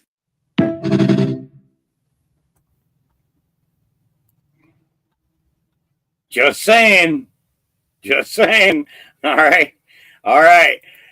Hey, we haven't seen anything really from this guy lately. Scott Lebedo. Here we go. I get lots of heat from my Democrat friends and family because I'm very hard on Democrats. Now, I don't think all Democrats are fucking stupid idiots, but many of you are. Two simple examples. This bullshit. A Democrat came up with this fucking paper straw. Now, I don't like fast food, but I'm a busy motherfucker and time is my enemy. So I grab some food that's fast, hence the name fast food. I just want to drink this milkshake out of a fucking straw. Thank God Donald Trump is going to do away with this bullshit that a Democrat came up with. You all remember back in the day, not long ago, the Democrats were like, oh, we got to save the trees. No more paper bags. Let's go to plastic. And then we had that insane bullshit that had to fuck everybody's lives up, because that's all Democrats want to do, is make people miserable because they're miserable. Now, then we go back to this shit. Well, the plastic is killing the environment, so fuck the trees. Let's piss off more Americans, as many as we can, by doing paper fucking straws. Little do these Democrat jerk-offs know that this is not helping the environment, because I'm drinking this fucking milkshake and I got this shit all over my nice jacket sitting in my car. That means I got to take it to the dry cleaners. Nobody, not me, not you, not NASA fucking scientists know what kind of chemicals are in a dry cleaner. But I'll tell you what, that shit's everywhere, killing baby seals like nobody's business, more than these fucking stupid bullshit straws. Anyway, let's get to the other second part of stupid fucking Democrats. There's a whole shitload of you right now at the Capitol, led by that jerk-off, Hakeem Jeffries, whatever the fuck his name is, and they're all screaming, a whole shitload of Democrats, pissed off at people, get this, people, Doge, the Republican Party, Donald Trump, because we want you Democrats to keep the money that you bust your fucking ass for. See, because we just found out something we all knew, but now it's on fucking paper for you to see it in your fucking dumb face, and you're still fucking fighting against it. The waste of the money that you get taken out of your pocket, 70 to 80% of it goes to bullshit.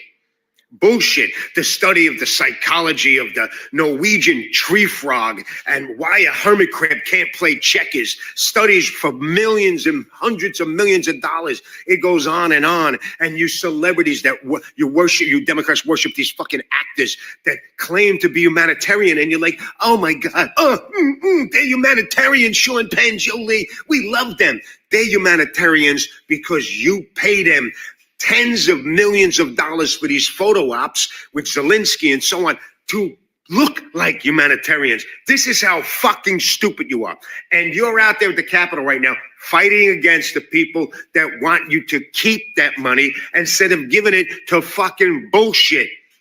Some of that money now is going to go to the real needs of the American people, not bullshit like the study of the dog that's transgender in fucking Zimbabwe. This is why most of you Democrats are fucking stupid. You don't even want the money that you work hard for.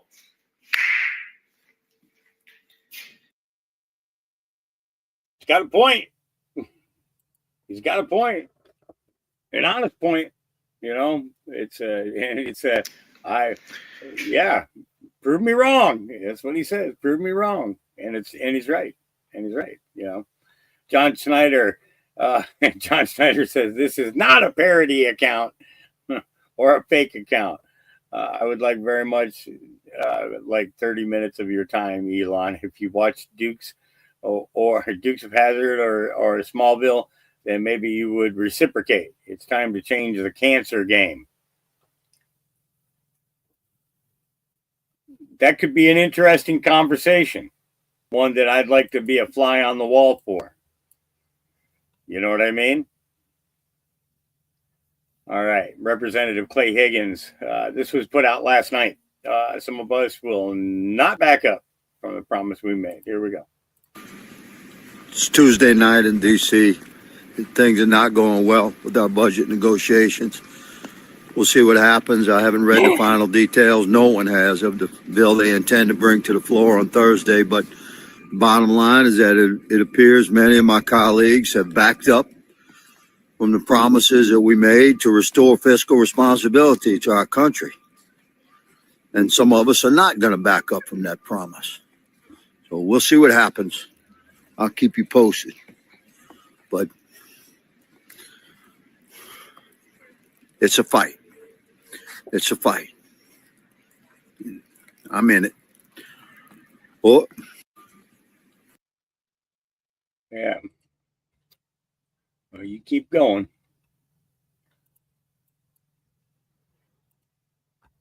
Okay, here we go. Sitting here enjoying my Chick-fil-A, okay? And I was about to eat some of the Chick-fil-A sauce, and I was reading the ingredients, and as you can see, EDTA right there, added to protect flavor. When I saw that ingredient, I was like, hold up, that don't look right. When I worked as a dental assistant, we use EDTA for root canals. Ethylene dimetatricityl acid is what's inside this Chick-fil-A sauce. EDTA can cause abnormal cramps, nausea, vomiting, diarrhea, headache, low blood pressure. Too much can cause kidney damage, dangerously low calcium levels, and death. Chick-fil-A, you got some explaining to do. Sitting here enjoying my Chick. Just going to leave that there.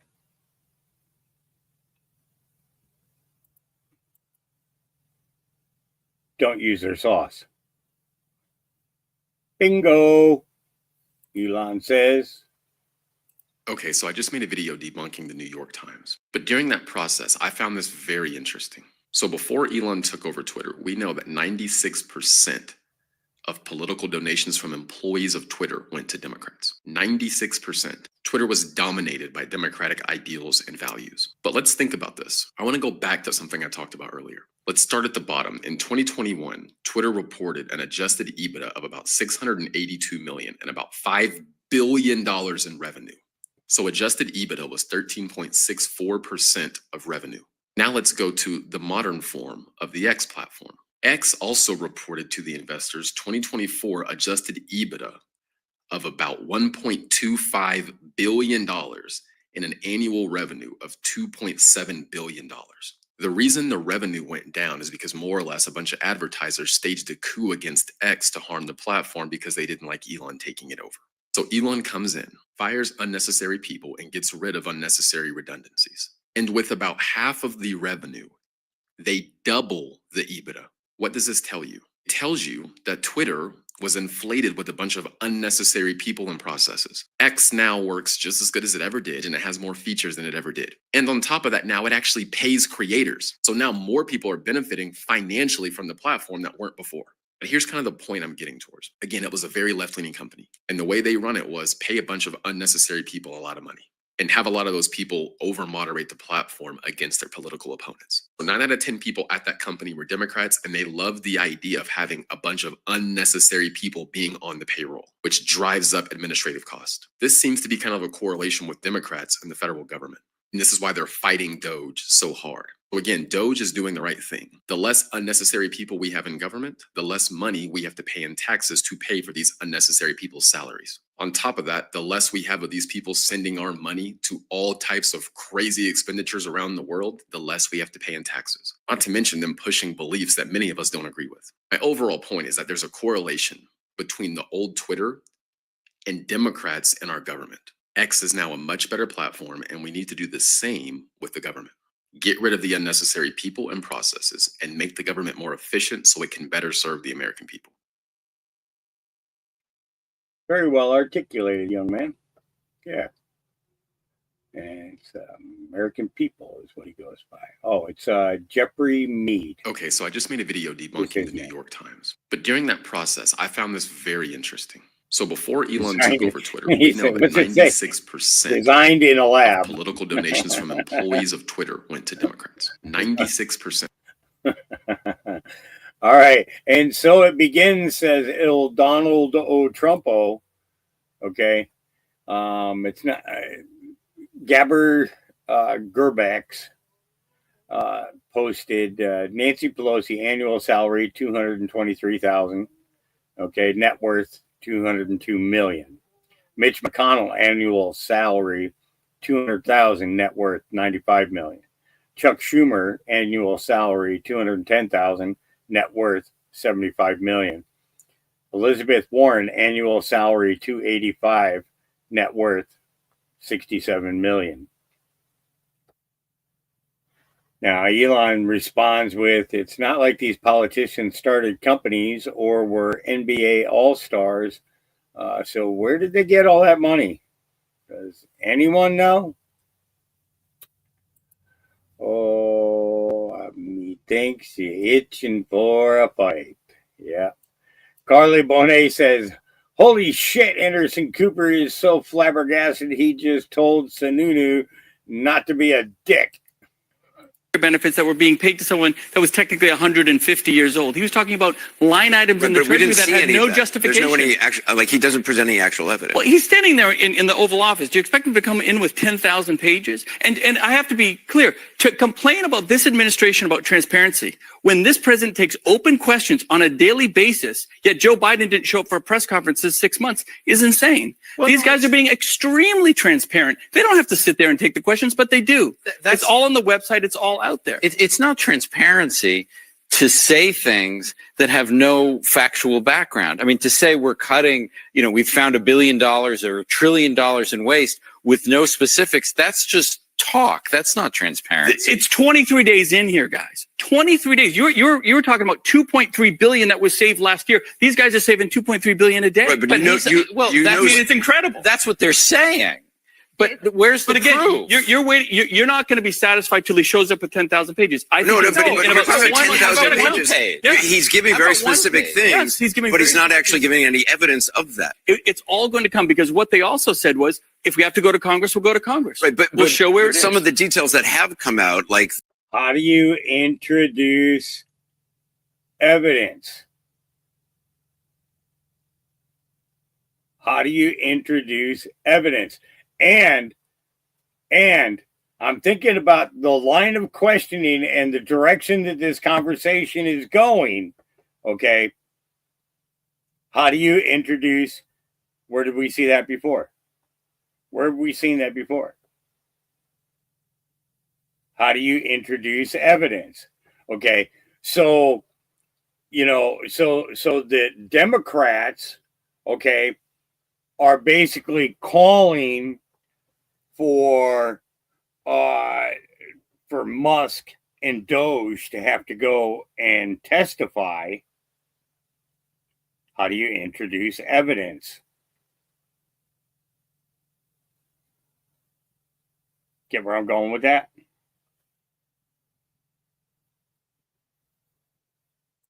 the $59 million spent on luxury hotels, it's actually not. Talking about the FEMA money that was abused for migrants. That was FEMA money for migrants. That's okay now. No, I'm not saying it's okay. I'm not saying it's okay. Don't put words in my mouth. So would you stop that? Would you stop that process? Don't be a dick. The portrayal. What I'm saying is the portrayal by him is.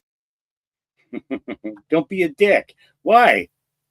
Because it's not going the way that you want it to go, because the conversation is leading to something else.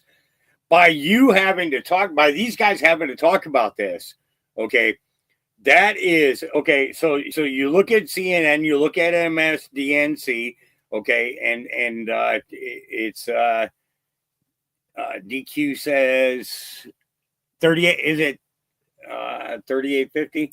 Hang on. Let's see.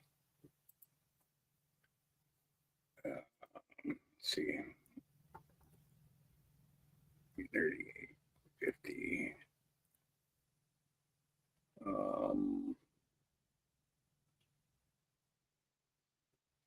Okay. How do you introduce evidence legally? So and that's really the only line that needs to be there. Hunters become the hunted. Okay. It's yeah. Let's see. Okay, so then the next section of it that's actually relevant is how do you awaken the induced coma public, fake news control, from their long sleep, sometimes allowing your enemies to openly attack. How do you introduce evidence legally? Logical thinking.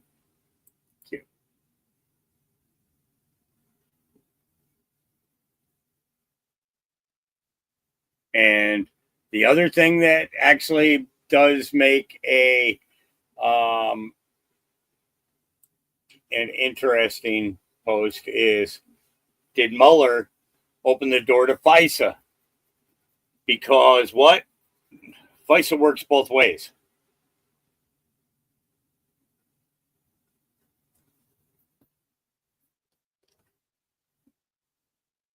So this very well could be interesting. Yeah. You know, I want to copy this.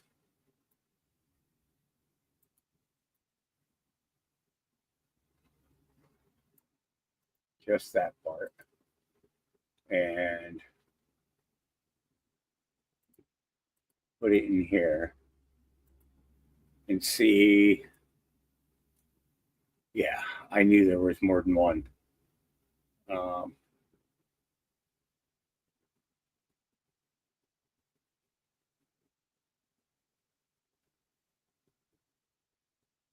Okay, so 3852 caught them all, and it's got the screenshot, right, for the word trap. Okay, and then 1287, Cohen raid by FBI. Who? Michael Cohen. Okay. Public context regarding payment to Stormy Daniels. SC FBI raided POTUS attorney to pull Stormy Daniels payment info. RR signed off. Rob Rosenstein. Remember that? What other docs were collected? How many places raided? Raid on President of the United States, attorney for payment details regarding private case regarding Stormy Daniels. Think logically, how do you introduce evidence into an investigation legally? Okay.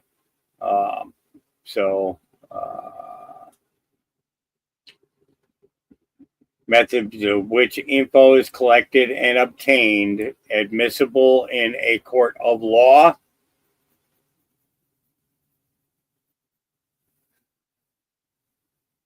So, yeah, it could, maybe, don't know. All right. George says, Justin, U.S. Aid Inspector General just got fired. Really beautiful. Let's see if there's an update on that.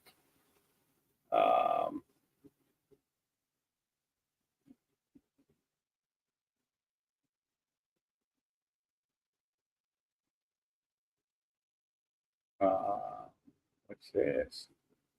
Our work under this objective seeks to make it harder for malign actors to operate by multiplying their resource costs, limiting their reach, and increasing the risk of meaningful repercussions for their actions.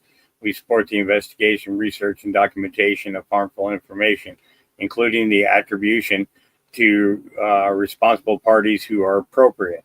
Our work under this objective includes holding platforms, governments, and businesses accountable for their influence on information ecosystems and advocating for regulation practices and products that reduce the reach of malign actors and harmful content. Potential interventions, monitoring, investigation, and documentation of misleading content, analyzing the narratives and impact, attribution to disinformation actors, perusal via justice processes, including meeting potential evidentiary requirements, advocacy for regulatory and policy approaches, national, regional, etc., working with digital platforms to limit reach and impact, deplatforming or disinformation actors and content, deplatforming of disinformation actors and content, holding platforms to account for their role and or failures, limiting amplification of disinformation narratives through good faith media and information channels. Isn't that interesting? Firing them is a good start, but it's not enough. Pam Bondi needs to prosecute all involved and imprison the guilty. Without severe consequences, these radical government employees will continue to violate the law and obstruct and subvert Trump and his administration. That's truth. And that's this needs to happen. Yep. A lot of them.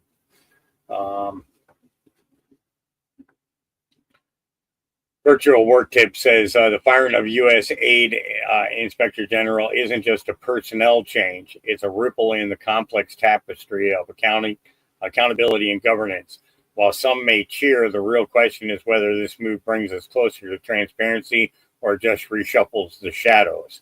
Let's not get lost in the drama of the moment, but focus on the broader narrative of integrity and oversight.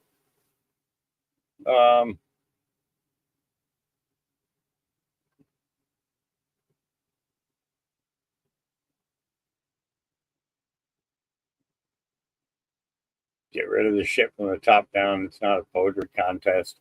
It's not, yeah. So interesting. All right, Jesse Waters, here we go. She should have taken the buyout. Mary Comans just got doged. The CFO of FEMA got caught. I'm going to take a walk up and get the mail. And because this is 14 minutes, so it gives me time to get up there and back. Going behind Trump's back. 47 signed an executive order that was very clear. And this lady says, watch this.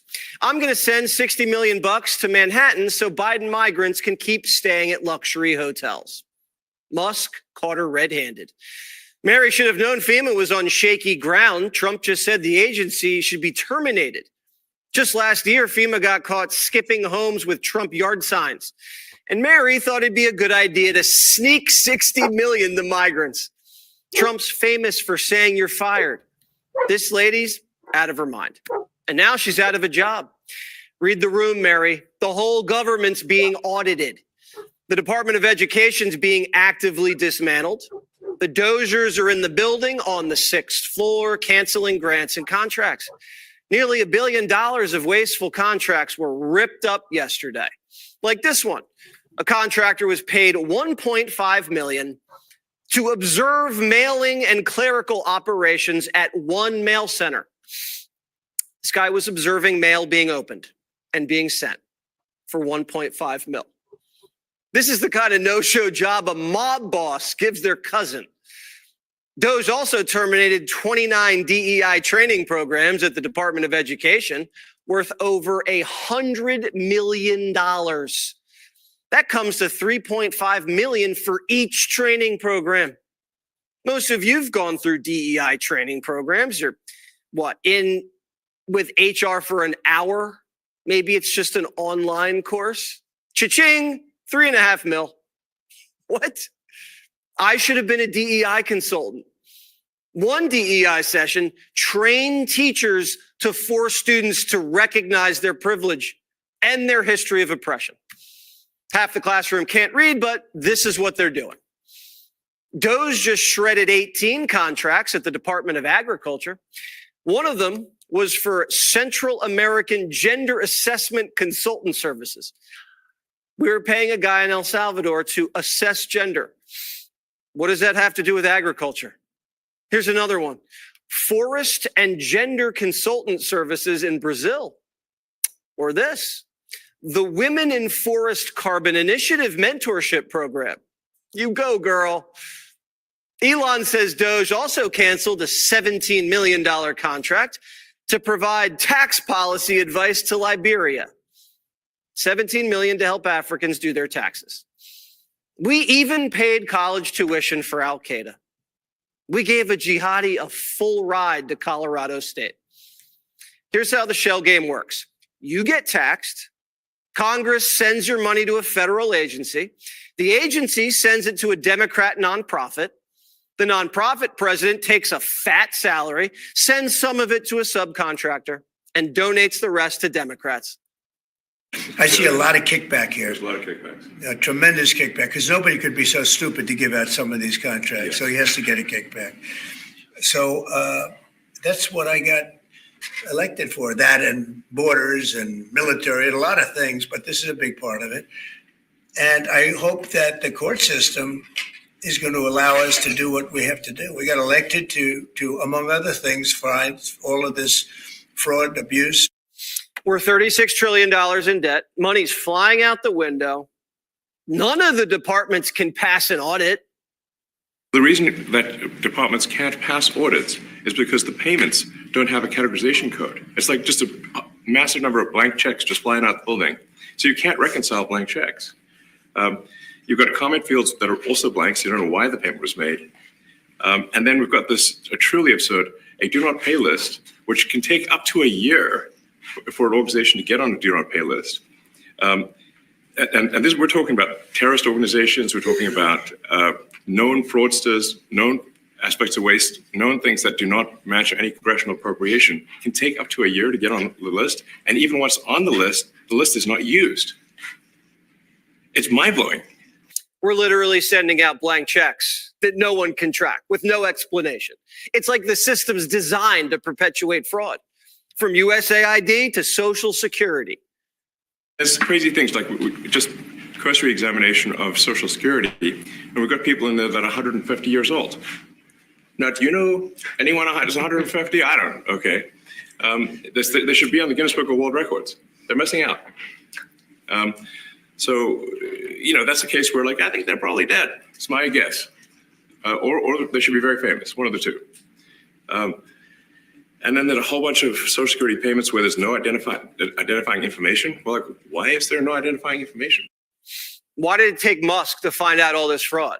Social Security administrators are dealing, how should I say this nicely, with people who are about to die. Shouldn't they know around when people usually die? If you're still sending checks to a 150-year-old, nothing rings a bell. If the check hasn't been cashed in 50 years, that's a problem. And if the check has been cashed, that's a problem. Here's why nothing's ever done. Listen. Really, everything is geared towards complaint minimization. So then you understand the motivations. So if people receive money, they don't complain, obviously. But if people don't receive money, they do complain. And the fraudsters complain the loudest and the fastest. They approve all the payments at Treasury. Because if you approve all the payments, you don't get complaints. But now we're saying that, no, actually, we are going to complain. If money is spent badly, if your taxpayer dollars are not spent in a sensible and frugal manner, then that's not okay. Your tax dollars need to be spent wisely on things that matter to the people. I mean, these things, it's just common sense. The complaint system runs Washington. Anytime you try to cut anything, the Democrats, the media, the lobbyists, the NGOs, they all complain. So for about a century, Washington's basically like, okay, we'll just keep sending the money. Washington forgot how to say no. And now every woman in the Amazon rainforest who claims they're a climate consultant gets your money. Do you ever wonder how people work for the government and get so rich?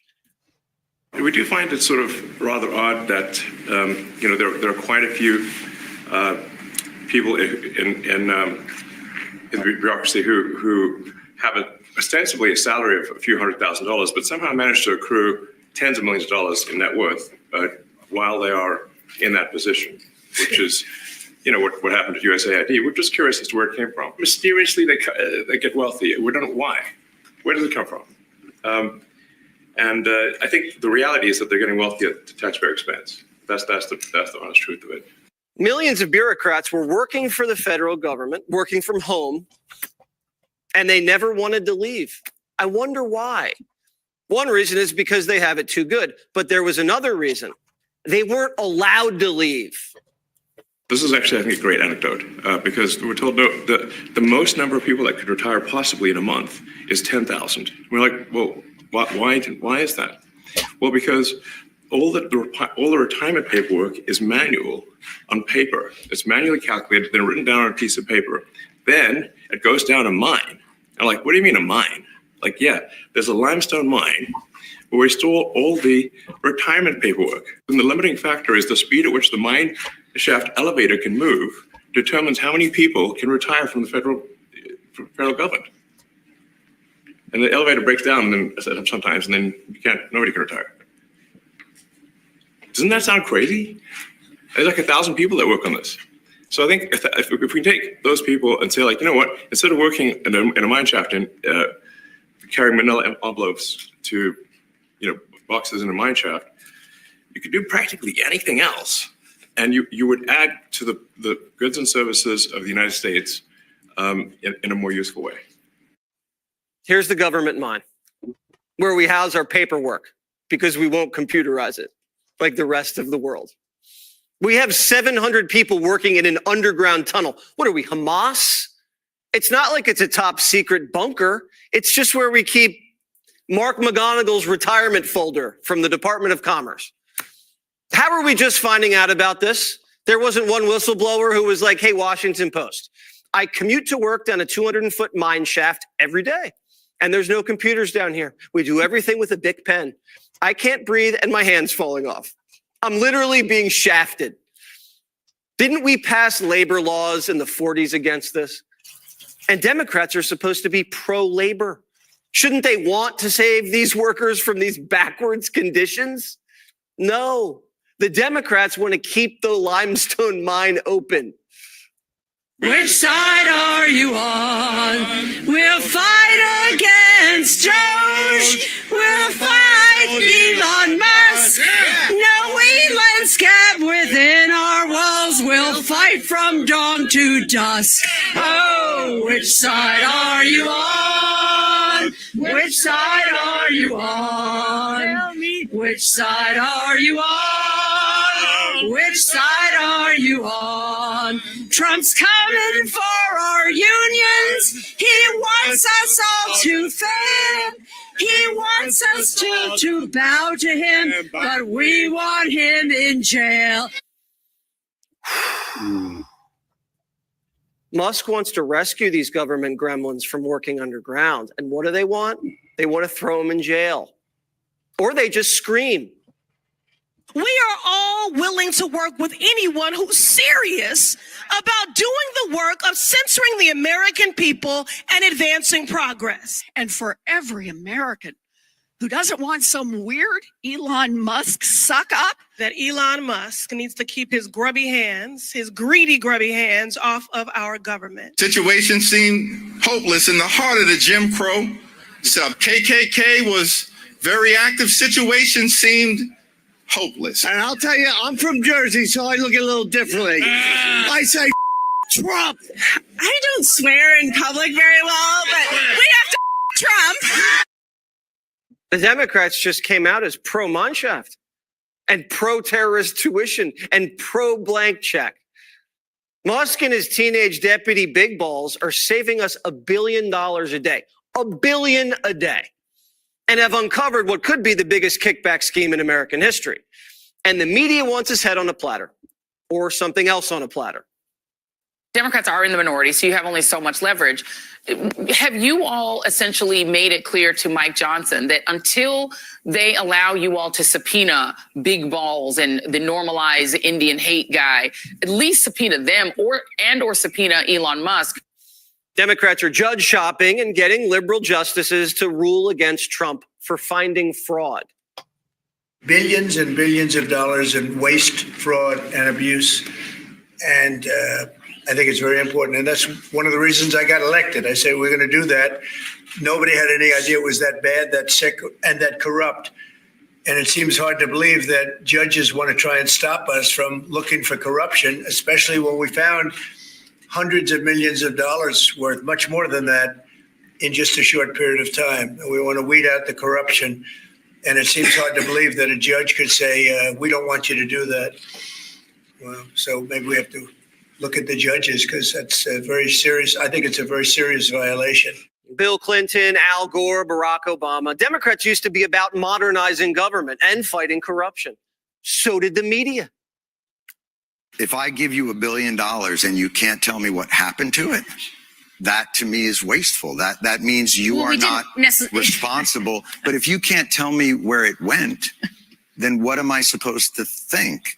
And when there has been reporting, I mean, this is not, look, I'm not saying this is on you and that you caused this, but I think it's a tough argument to make that an $850 billion budget to an organization that can't pass an audit and tell you where that money went. Like, I think most people would consider that somewhere in the realm of waste, fraud, or abuse, because they would wonder why that money isn't well accounted for. Anyone standing in the way. But I want to remind everybody that that guy, Jon Stewart,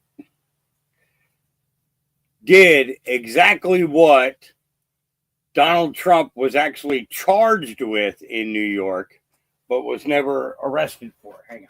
I'm coming, buddy. Here you go. Here you go. Here you go. There you go. Go ahead. Go ahead.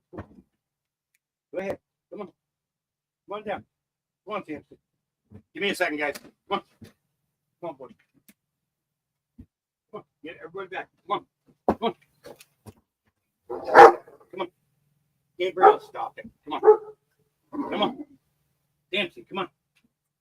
Come on. Samson. You guys, let's go. Here we go. Come on, boy. Samson, come on.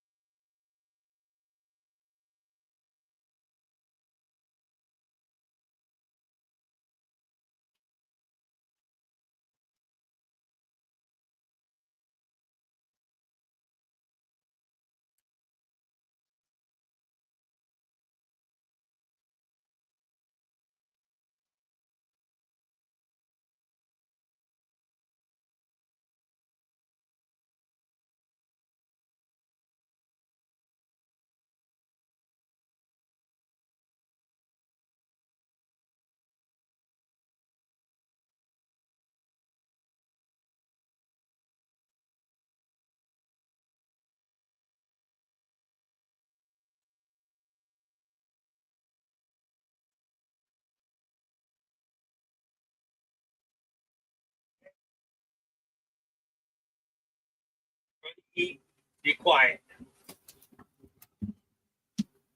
What are you doing in here, Mister? Yeah. You just came in and make yourself comfortable? Is that what you're doing? Yeah. Sorry, I got a camper stealer. Give me a second here. And I'll show him to you.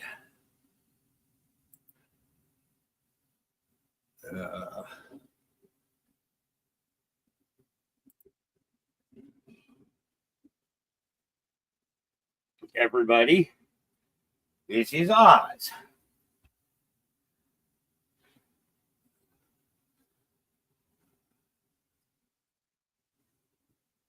Hello, buddy. What you doing? You decided to sneak in? Yeah? You snuck in? You're a sneaker? Yeah. You're okay. It's okay. You can hang out. You old guy.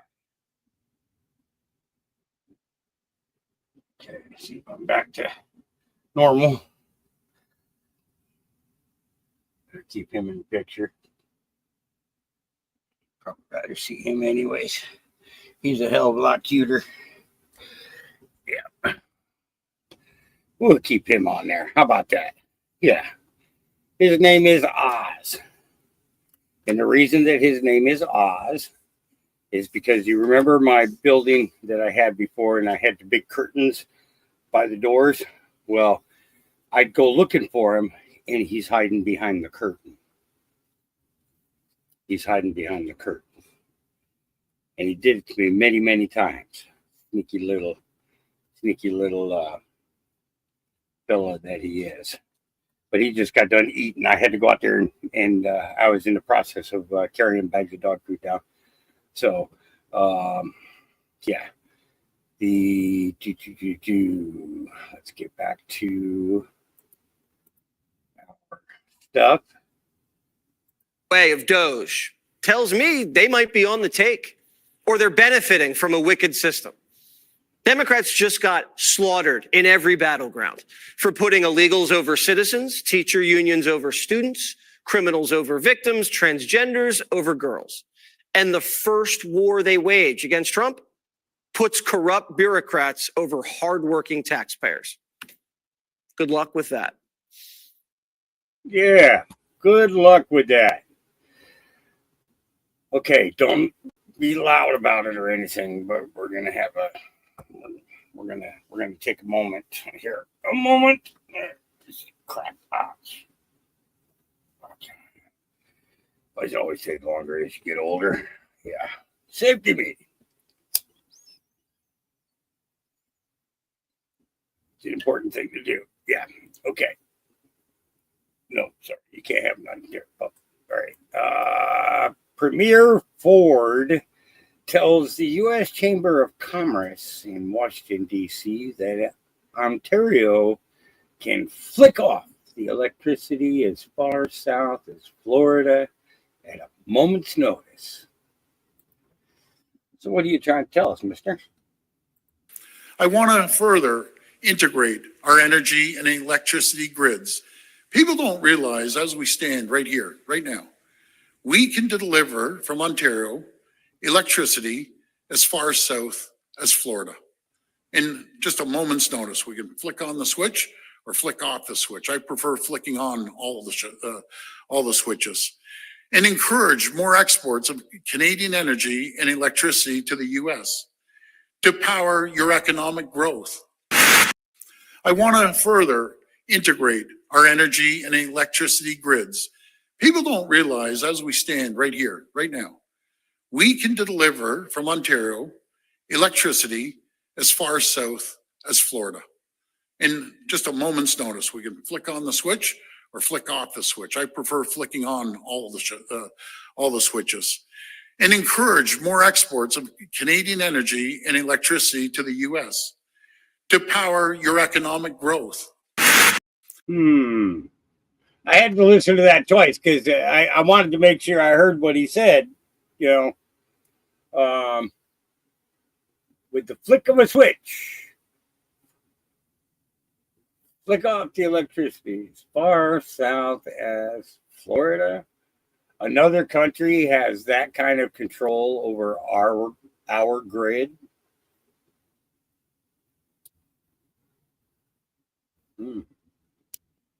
Yeah. Wonder what the backup plan for that would be.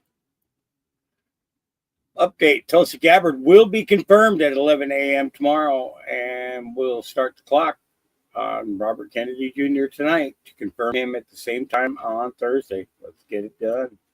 Here we go. You know, the song goes, I'm dreaming of a white Christmas. Well, it's definitely snowing here. Christmas is over. But I kind of need to get an update of what's going on with Tulsi Gabbard. We're supposed to vote on her at 12:33 a.m., but we struck a deal with the Democrats because of the weather out here. It's going to continue to snow. In fact, they're saying we should get possibly 6 inches, and I guess people in D.C. don't know how to drive in snow, or they don't have a four-wheel drive like myself, but whatever. Anyways, we're going to vote on her at 11 o'clock tomorrow. Now, that doesn't stop the clock on Bobby Kennedy. What that does is what we've agreed to is the clock is going to go ahead and start running at 12:33. So the cloture vote, it will begin and start at the exact same time that Bobby Kennedy would, regardless if we did Tulsi or not. So it doesn't slow down the process. Just letting you know why she's not going to be confirmed tonight. Instead, she'll be confirmed tomorrow at 11 o'clock. You know, this. So basically what you're saying is we didn't get Tulsi until today because you got 6 inches.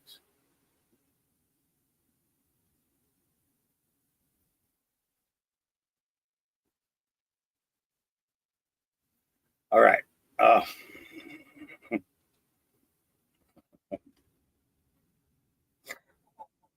I just realized what I just said.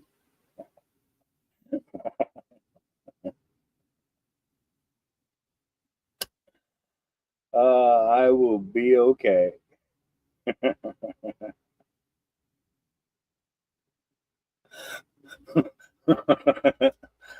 All right. Elon Musk says, terrible. America First Legal breaking.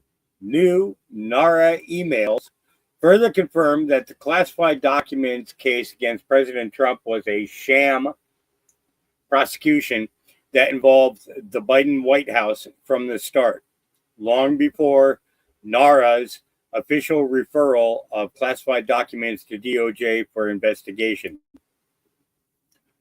And from the National Archives, this letter is in response to Freedom of Information Act request number NGC 22-272. Several NARA records about the boxes at issue in this litigation were released as an exhibit in United States v. Trump. This release prompted NARA to re-review its initial withholding decisions. NARA reprocessed the records in segments, which NARA plans to post monthly until the re-review is complete. Today's release consists of 496 pages of internal NARA communications related to the 15 boxes. And then it says, correct, we cannot go to the DOJ while we are engaged in ongoing discussions with the White House and the Trump reps, which could help to clarify, if not actually resolve the issue. We can address the social media issues on a separate track, which we should do in parallel with two related actions, responding to the 1-6 committee, January 6th committee, request for Trump's January tweets and our plans to post in early October the Trump social media PRA records that we did receive from the White House. Then it says, so that means we're holding off on the DOJ letter. What about Congress regarding the social media issues? Thanks. The call took place last week, which served to get Deputy White House Counsel Jonathan Su up to speed on the issue and the dispute over whether there are 12 or 24 boxes. This week, Jonathan told me that they are open to having Redacted participate in a meeting with Redacted and possibly Redacted, the former secretary, our staff secretary, who was Redacted principal source. According, they need to access redacted notes from the last administration, which we now hold. So they will be making a special access request. So the threat of records obtained for our investigation into the circumstances surrounding Mar-a-Lago raid further confirmed that the FBI obtained access to these records through a special access request from the Biden White House on behalf of the DOJ. And it comes with that. So there's that going on. Interesting, to say the least. Maybe, maybe not. I don't know. Here we go. So Elon, aka Harry Balls, uncovered in Social Security not just waste and abuse, but what now looks like an epic amount of fucking criminal fraud. As he posted, the Social Security database was not deduplicated, meaning it had no firewalls or security system in it to eliminate duplicate numbers. So they were putting a fuckload of people on the same Social Security number, right? Some numbers were being duplicated as many as 10,000 times. So let's just take one of those, and you got 10,000 people now having Social Security withheld from their checks and going into Social Security, right? You would think that. Well, if that was the case, Social Security should be flush with money, because the way it was set up, it would only pay out on one number, but you had hundreds of thousands paying in. Where does all the money? Here's where the fraud comes in. The way the system was set up, that when one number had Social Security payment put into it, it only accepted one payment into the Social Security fund. Any duplicate number that paid in automatically took that money and diverted it to a secondary slush fund. So all the duplicate numbers weren't paying into Social Security. Somebody's fucking robbing it. The awesome part is money leaves a trail. You know, you can't move that shit around without a fucking trail. Somebody's going to fucking jail. Somebody's in some fucking trouble. So, but here's the bigger part where it ties to the open borders. You open up the borders, you just fucking down there handing out Social Security numbers, as has been reported multiple times. And all that money then that is taken out for Social Security, none of it went into Social Security. And these fucking criminals just been using it for their own fucking devious shit. Like, we've thought that these people were just fucking incompetent fucking morons that didn't know what the fuck they were doing, wasting our money. No, they are willfully fucking stealing it and then spending it on God knows what other evil fucking shit. These people aren't just corrupt, they're fucking evil. I am just like, wow. Just wow. Elon, you're fucking killing it, buddy. You're fucking killing it. I fucking love it. Keep it up. All I need to see now is some fucking cuffs. I've seen enough crimes. I've seen enough crimes at this point.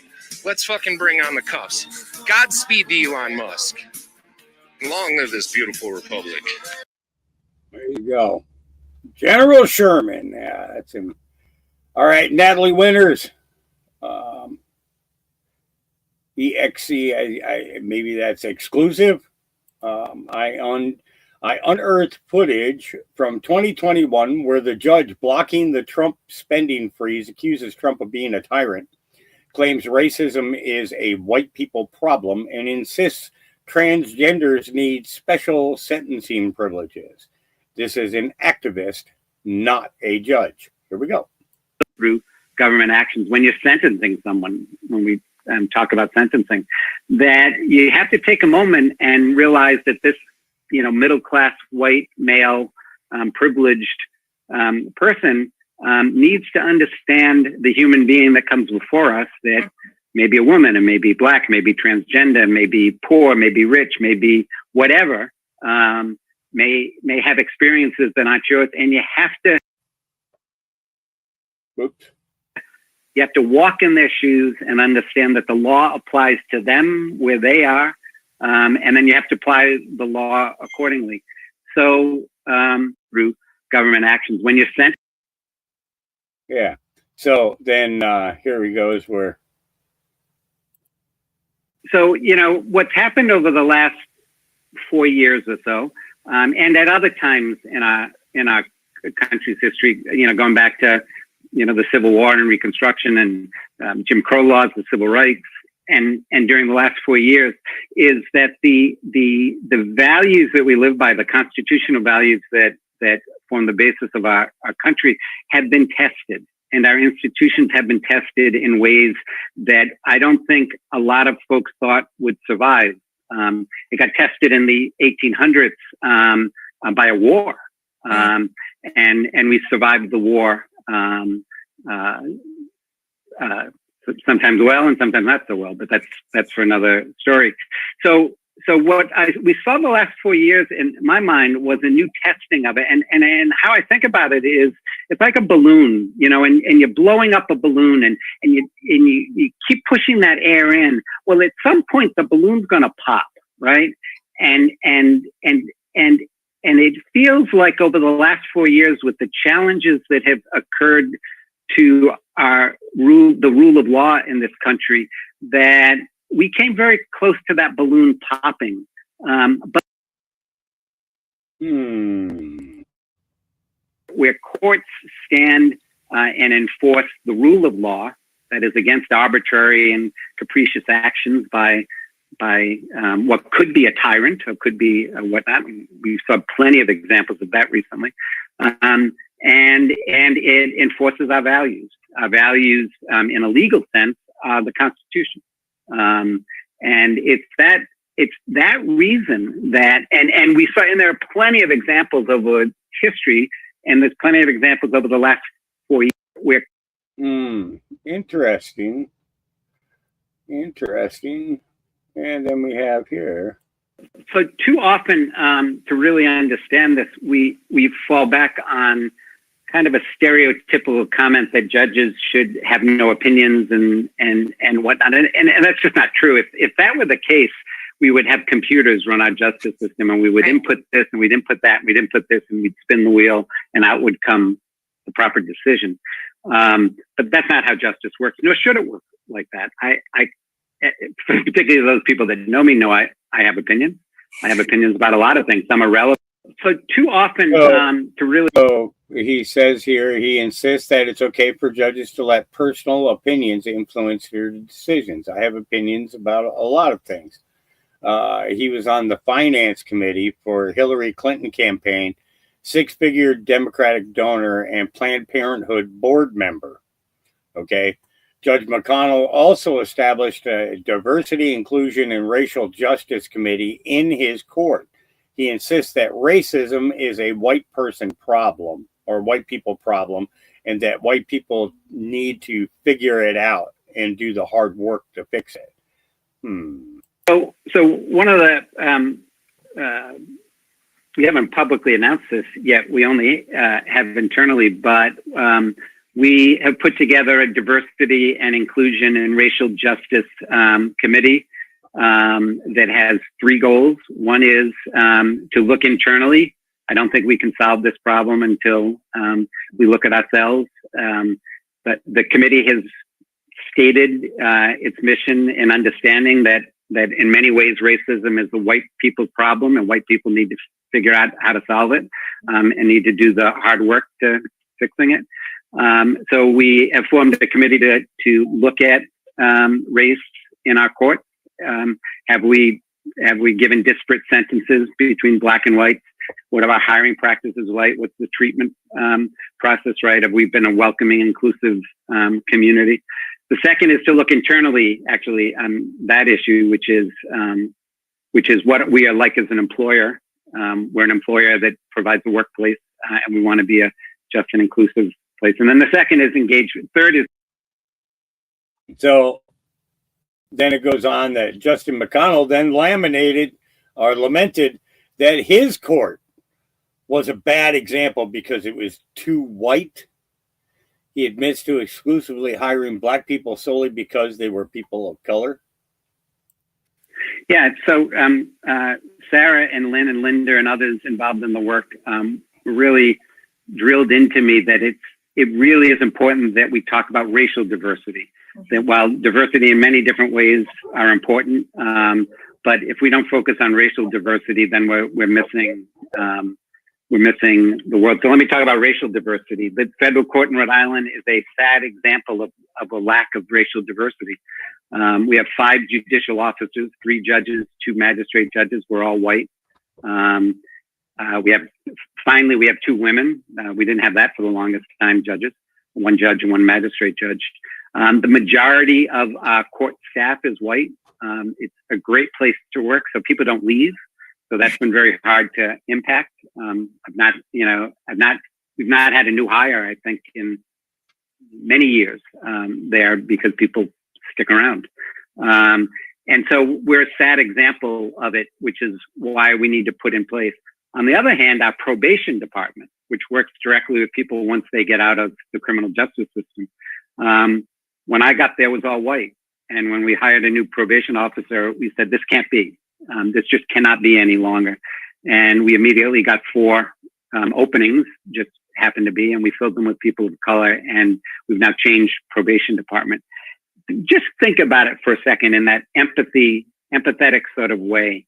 You're an African-American young man who is predominantly criminal defendant, and you get walked into a court, and our court is majestic. I mean, it is here. I'll show you. It is stunningly, beautifully majestic. It brings out all of the you can see how we hold court. This is the background, and you get brought into this gigantic, beautiful, majestic courtroom, and you're in shackles. You're in chains, and you're being led along by a white U.S. Marshal, and everyone that you pass in the corridor is white. And you walk in, and it's likely that most of the lawyers are white. And in you walk in, and out comes this guy in a robe, another white person, and you got to believe that you're asking yourself, do they understand who I am? Do they know who I am? Is there any sympathy? Is there any relationship to me? You've got my life in your hands. Did he commit a crime? Do your job. We all have racism, obviously, but not the overt kind. So I think where he's had the biggest impact, we all have racism, obviously, but not the overt kind. So I think interesting that I've never been subjected to I've never been personally subjected to racism. And racism plays such a huge role in the criminal justice system, from who gets stopped to who gets arrested to who gets prosecuted and how they get prosecuted and how they spend time in jail and everything along that horrible road. I've never experienced that. And that makes it hard, or it makes it easy to ignore that, right? But it makes it hard not to when there's no diversity, when you don't have colleagues that you can speak to, or when you're not diverse yourself. And make no mistake about it, race is present every single day in the courtroom, predominantly in criminal cases, but it's present in a goodly number of the civil cases that we do as well. So, diversity is important everywhere. It is vitally important. In the judiciary, it's not shocking that President Obama had a great track record of ensuring diversity, racial diversity amongst the bench. President Trump, not so much.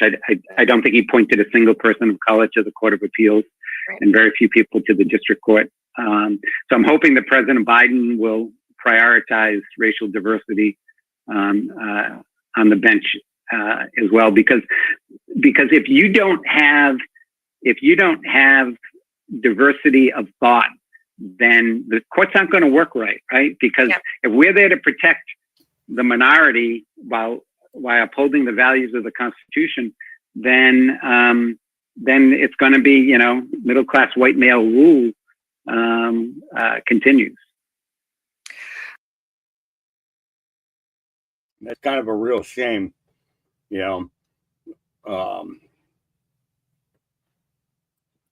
How come the House of Representatives doesn't impeach more judges? You know, Matt, I've been saying this actually for years. I'm one of the rare people who has literally been calling for this basically since I was in law school. In fact, in my estimation, the impeachment power, generally speaking, is one of the most underutilized tools in the entirety of Congress's arsenal when it comes to presidents and when it comes to judges alike. I couldn't even tell you the last time that there's been a successful impeachment of a federal judge. I mean, maybe Salmon Chase literally in the first few years of the Republic here. But, I caught a lot of flack, actually, a couple of years ago for calling for the impeachment of Sonia Sotomayor on the United States Supreme Court. So let's just go over a little constitutional law 101. I mean, Matt, you're a lawyer, obviously, so you know this. So the impeachment criterion for the president of the United States is high crimes or misdemeanors, okay? That is basically the catch-all phrase. In Article 3 of the Constitution for federal judges, it says that judges shall sit during good behavior. But originalist scholars have shown that in good behavior has the same criteria, actually, as high crimes or misdemeanors. One thing actually means the exact same as the other. So what's good for the goose is good for the gander there. These judges are committing impeachable offenses left and right before our eyes. Alexander Hamilton, Federalist 65, defines impeachment as an abuse of the public trust. Excuse me. You're trying to bring the executive branch's agenda to a halt there. That is an absolute flagrant abuse of the public trust. That is absolutely way out of line. That is not the least dangerous branch that Hamilton wrote about in Federalist 78 there. I would love to see Jim Jordan and House Judiciary Republicans start filing articles of impeachment for all of these scoundrels in the lower courts. Interesting. So he is from the state of... hang on.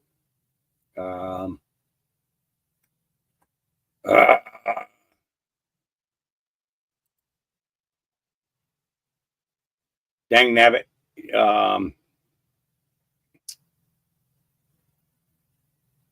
Yeah, that's all I know is he's just one of the judges. And it's his name is Judge Judd McConnell Jr. I believe he's in Rhode Island.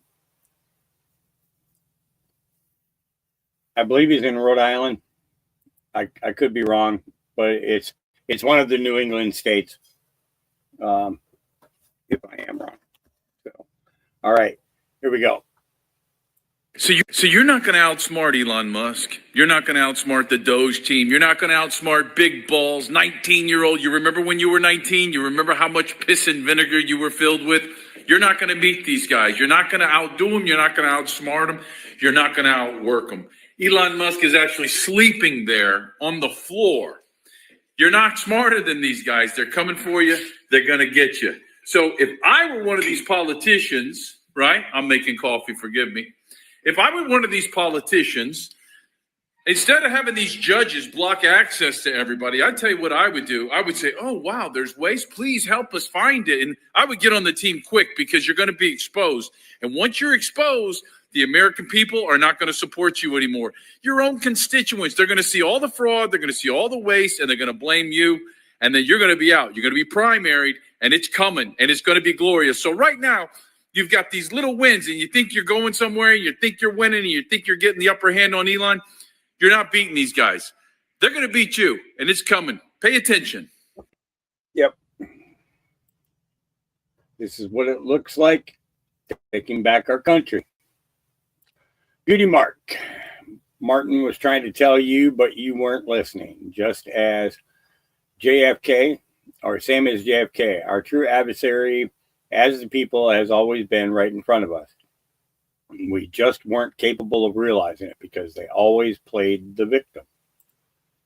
Malcolm was trying to lead the masses, but you weren't listening to what the man was saying. This article paints it well. Malcolm X was part of the African American Civil Rights Movement and was a contemporary of Martin Luther King Jr. and Muhammad Ali. Malcolm X's calls for black empowerment and separatism clashed with King's commitment to nonviolence and integration, meaning they had different views. Do you ever wonder to yourself why Malcolm X doesn't have a holiday of his own? Martin Luther King was not known for supporting the Palestinian struggle and backed Israel's right to exist, although he later did acknowledge the suffering of the Palestinian people and expressed concern about the impact of the 1967 Six-Day War. Like it says here, Ali, drawn in Malcolm X's message of black pride, joined the Nation of Islam. Their public appearances amplified their voices, becoming powerful symbols of resistance. However, after Malcolm X's break from the Nation of Islam, their paths diverged.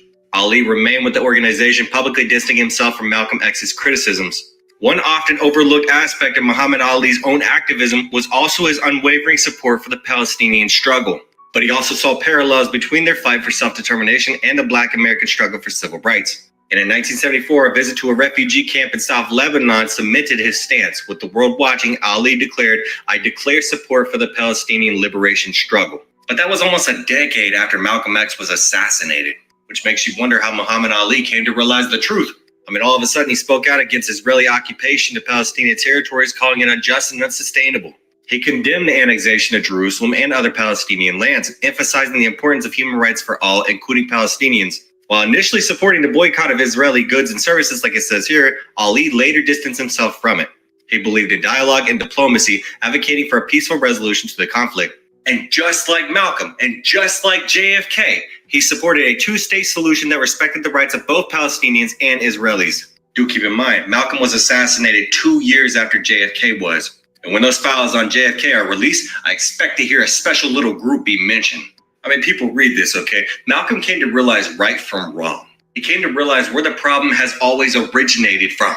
Like it says here, after a period of hustling and incarceration, he embraced Islam and the Nation of Islam, becoming a powerful voice for Black pride and self-determination.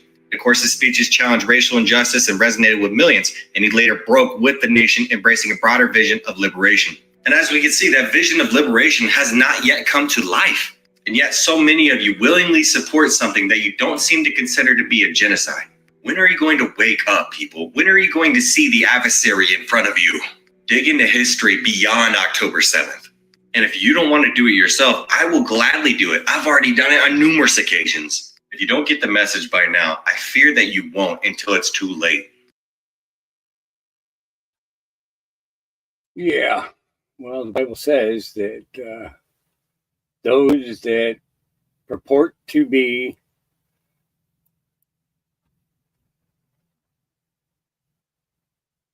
the true Israelites will bow before the rest of the world. Yep. And profess their guilt. All right. This is Nancy Mace's explosive floor speech to expose rapists, peeping toms, and sex traffickers. Hold on to your seat. Here we go. Thank you. I ask unanimous consent that all members may have 5 legislative days in which to revise and extend their remarks and include extraneous material on the topic of this special order. Without objection. Mr. Speaker, I rise today to call out the cowards who think they can prey on women and get away with it. Today, I'm going scorched earth. So let the bridges I burn this evening light our way forward.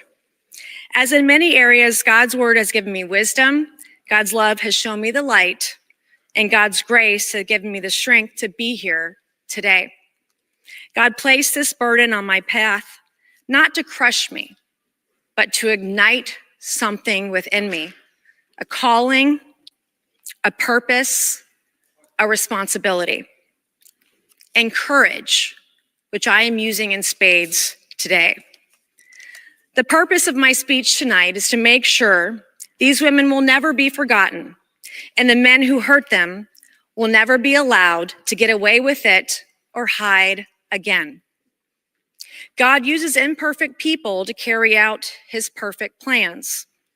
I ask God to fill me up, to be his vessel, and to use me for his purpose tonight. I ask for his protection as I expose the devil's hand today. In Jeremiah 6:16, it says, when we're at a crossroads, that we're to look at the ancient paths, look for the right way and walk on it. When I was saved 5 years ago in church in May of 2019, it was a Saturday night, and I was at a crossroads in life. And when I heard this sermon with my child next to me, he put his arm around me. He said, Mommy, it's going to be okay. We are going to be okay. And I know that in God's faith, in his wisdom, when I listen, he shows us the way. And tonight it is God who is showing me the right path to take. because this is about truth. This is about unveiling evil that is in the state of South Carolina.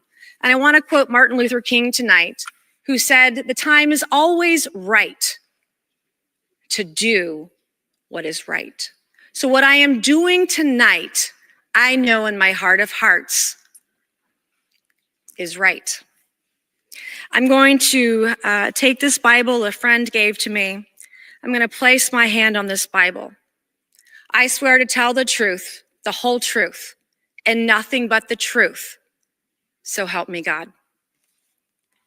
Today I'm going to free myself from the monster who broke me. Today I'm going to free other women who fell prey to the same man. Today I will free other women further from a group of men who committed the most evil acts against them. I want every woman and girl to know in the country, you have a friend and you have a sister in me. And I will fight like hell for you every day of the week. We must never tolerate abusers masquerading as men of character. Abuse doesn't discriminate. Abuse doesn't care if you are Republican or if you're a Democrat. Abuse doesn't care who you are or where you come from or how strong you are or what title you hold. I'm living proof that even as a member of Congress, I found myself face to face with the darkest corners of humanity. You really think you know someone until you don't. In November 2023, I accidentally uncovered some of the most heinous crimes against women imaginable. We're talking about rape, non-consensual photos, non-consensual videos of women and underage girls, and the premeditated, calculated exploitation of women and girls in my district. Today, you will hear about the depraved men behind these gutless and evil acts. These men didn't just harm their victims, they recorded their depravity as if it were a badge of honor. When I uncovered evidence of rape and the illegal filming of women and sex trafficking, I didn't just see victims. I saw a system that failed to protect them. I saw criminals who thought they could get away with it because no one had the guts, no one had the courage, no one had the bravery to hold them accountable because we are filled with cowards. I will burn this system to the ground if I have to. These men aren't just criminals. They are predators, and you can see the names and the faces of these predators on this board to my right tonight. These predators are not untouchable. These predators are not invisible, and these predators are not invincible. And today, their names will be tied to their crimes and their cowardice forever. Let me say their names for the record in an alphabetical order. Eric Bowman of Sullivan's Island, South Carolina. Patrick Bryant of Mount Pleasant in Isle of Palms, South Carolina, who also goes by Brendan Patrick Bryant. John Osborne of Charleston, South Carolina. And Brian Musgrave of Fort Mill, South Carolina. Let me be loud and clear. I would never allow any woman or underage girl anywhere near any of you. When you incapacitate women, it's against the law. When you sexually assault women, it's called rape. If you film women naked without their knowledge, without their permission, and without their consent, it's called voyeurism, and it makes you a peeping Tom, and it is illegal. When you and your business partners, like these, all business partners, when you and your business partners pay each other and you sexually abuse women, it's called sex trafficking, and it is against the law. And it, by definition, makes you a sex trafficker. Witness intimidation is also illegal. To Eric Bowman, Patrick Bryant, Brian Musgrave, and John Osborne, you have bought yourself a one-way ticket to hell. It is nonstop. There are no connections.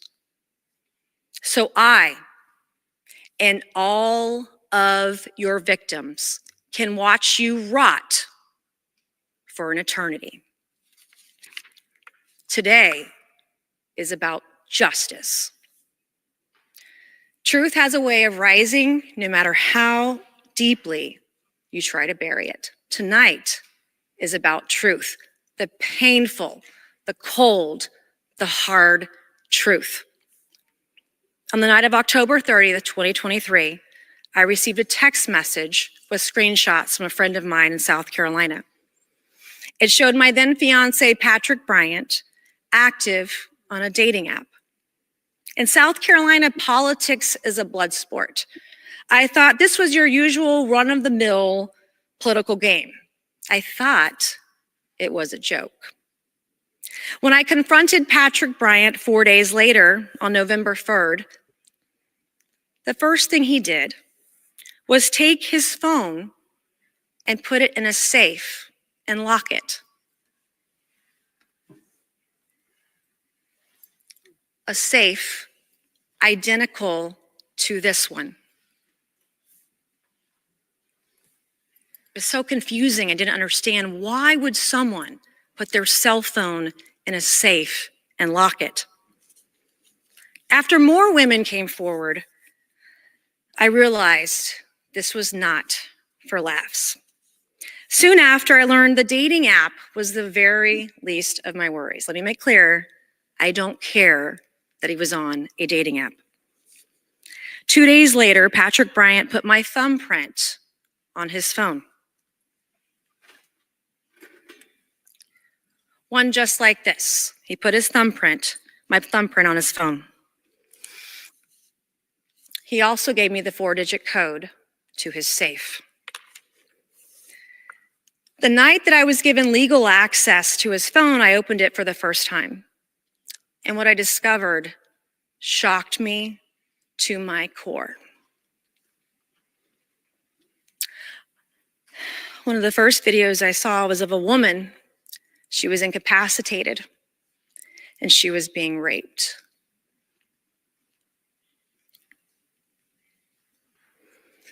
I found some photos of what appeared to be a teenager undressed in the kind of underwear a child would wear. To me, the facial expression of this young woman, young girl, teenager, looked scared and nervous. I saw another video of another woman who was undressed, clearly on a camera, unaware she was being filmed. She was slender and she had long brown hair. I turned up the volume to hear if there was audio. I heard my voice. I zoomed in on the video, and that woman was me.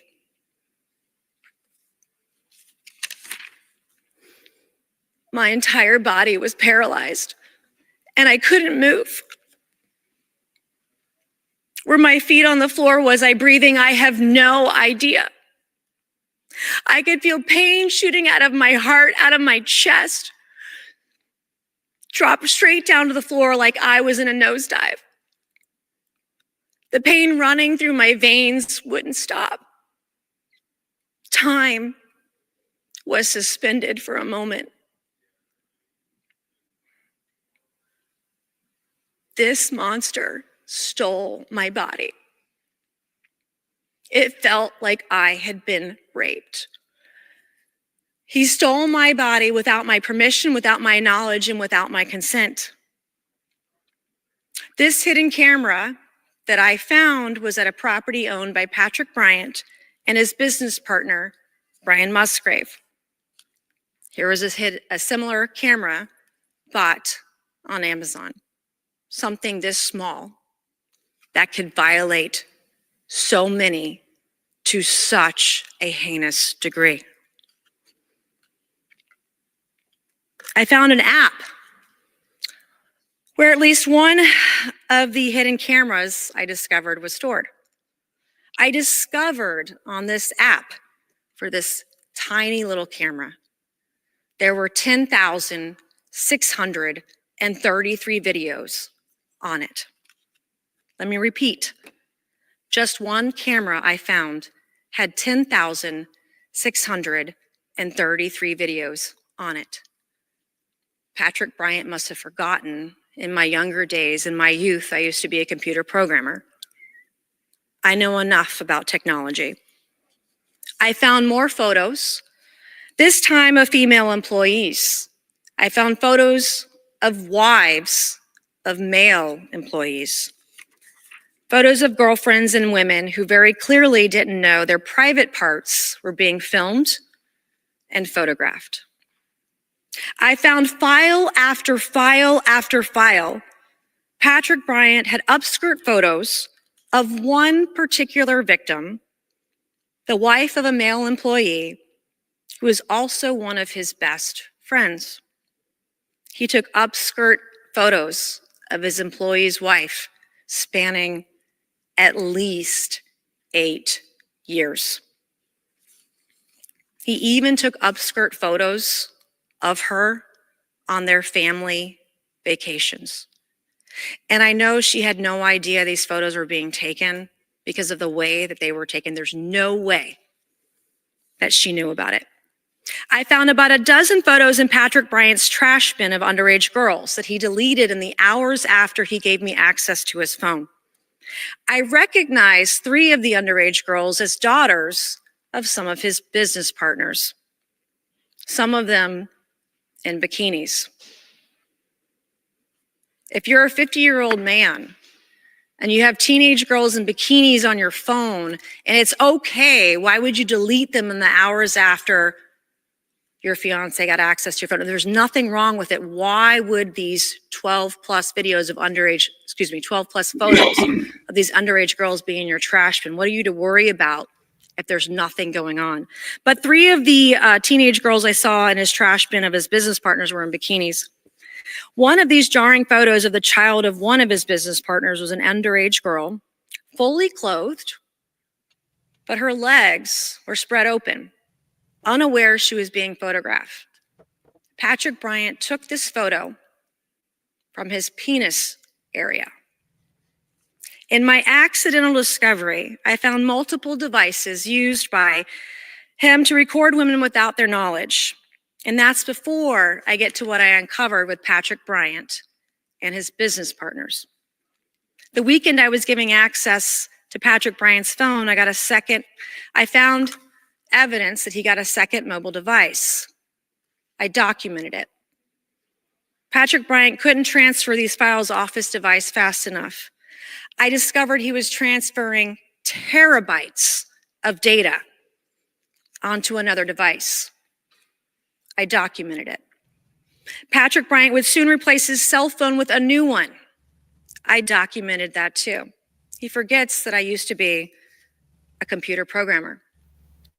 None of this is conjecture. These are not allegations. These are facts. It is documented, sometimes with metadata. I knew how to get that too. This is what I found, this is what I saw, and this is what I accidentally discovered. As you should know by now, I keep all the receipts.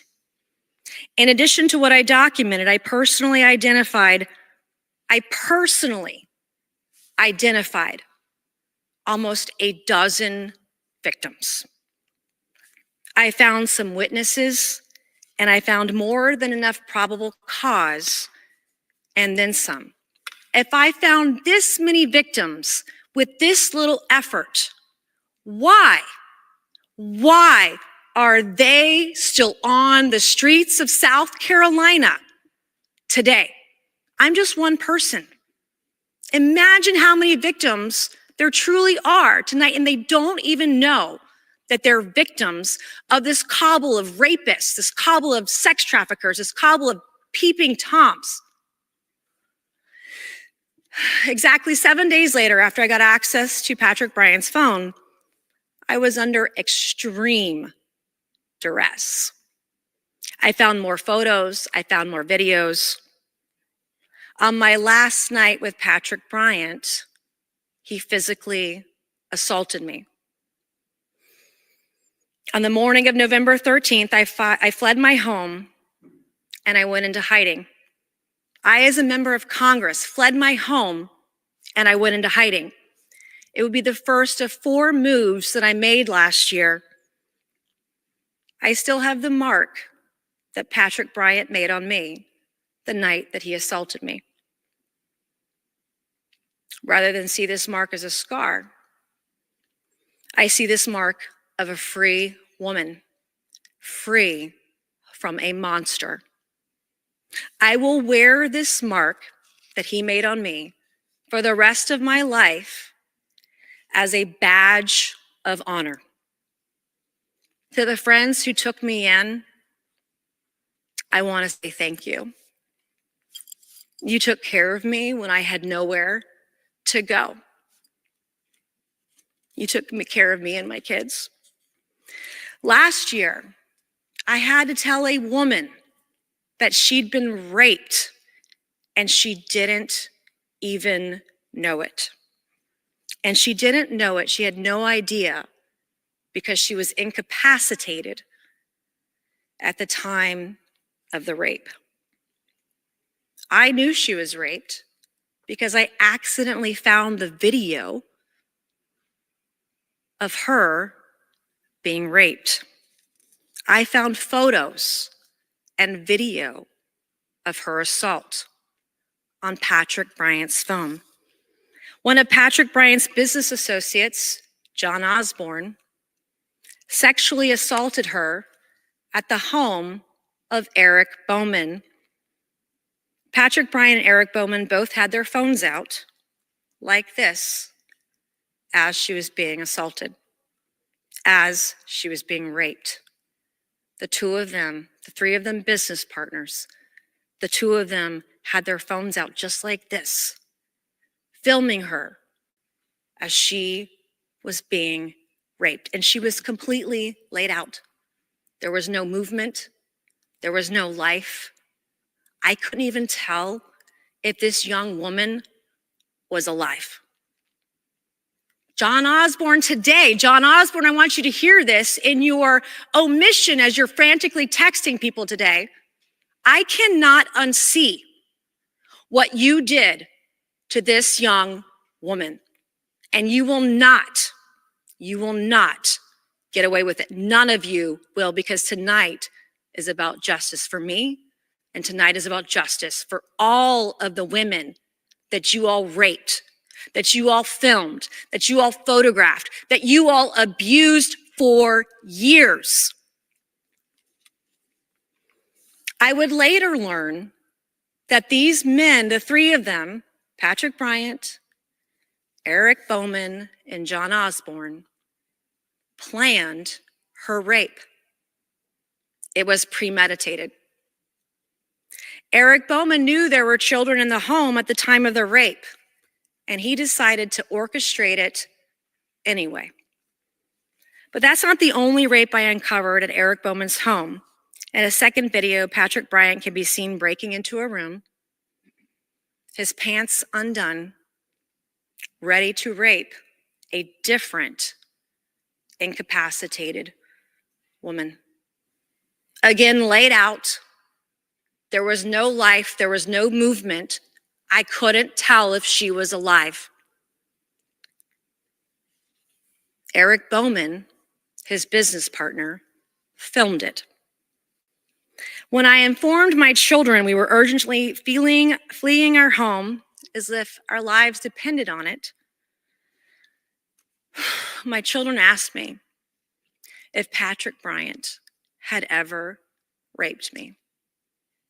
I don't know how children know the inherent spirit of humanity, but my kids knew something I did not already know. Children have a way of knowing evil in others when we don't.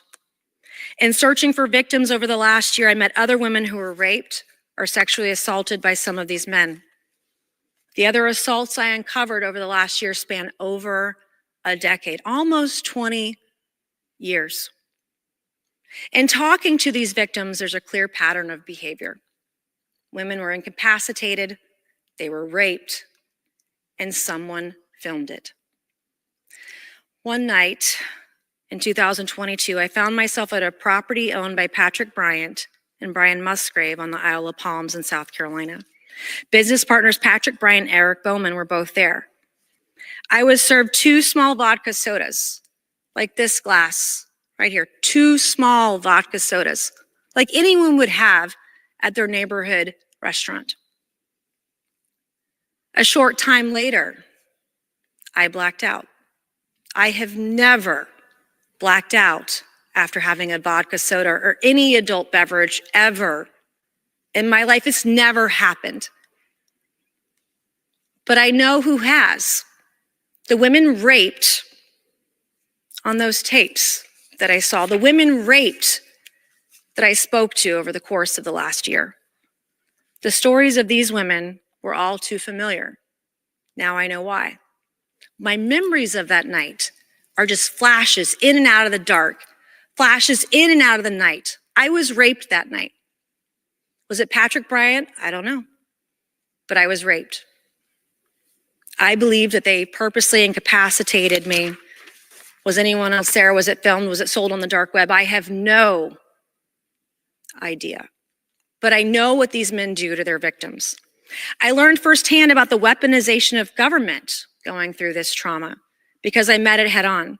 I fought in silence, and it was one of the hardest things I have ever had to do.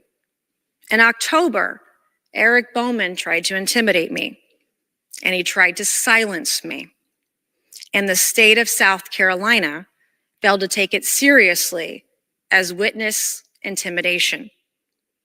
During the last year, I turned everything over to law enforcement and then some. I was told I, as a victim, would be investigated. Investigated for what? I am a victim here.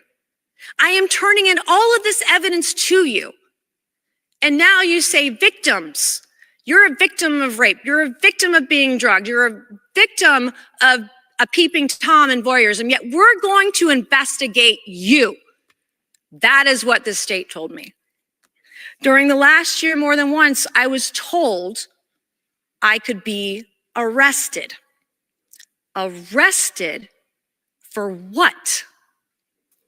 These types of threats are also a way to intimidate victims, instilling fear so victims hide in the shadows, so victims don't come forward, so victims don't ask for complaints to be filed.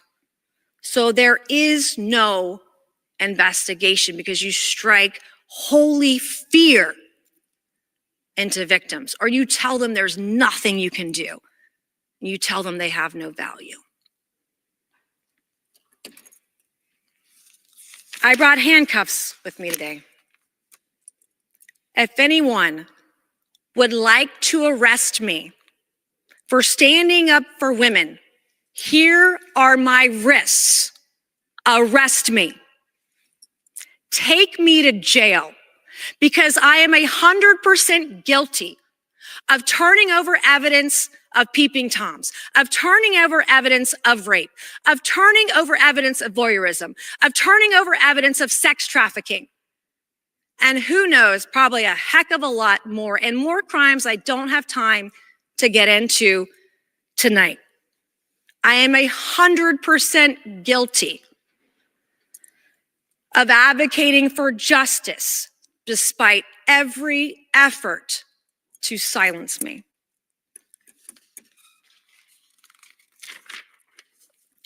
There is a silent battle raging every single day. It's not a problem confined to one race.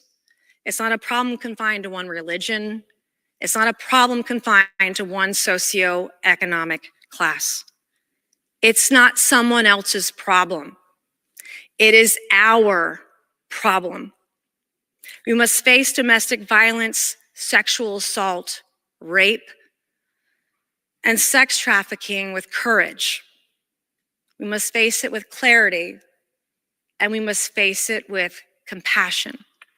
We must also face it with hardcore justice. There is no room for those who think their strength is in intimidating and harming or threatening others. True strength lies in honor, it lies in respect, and it lies in the truth. Real men are protectors, they're not predators. South Carolina's chief law enforcement officer, Attorney General Alan Wilson, stated 2 weeks ago tonight that he will let his, quote, record speak for itself. Attorney General Alan Wilson, be careful what you wish for, because your record speaks loud and clear.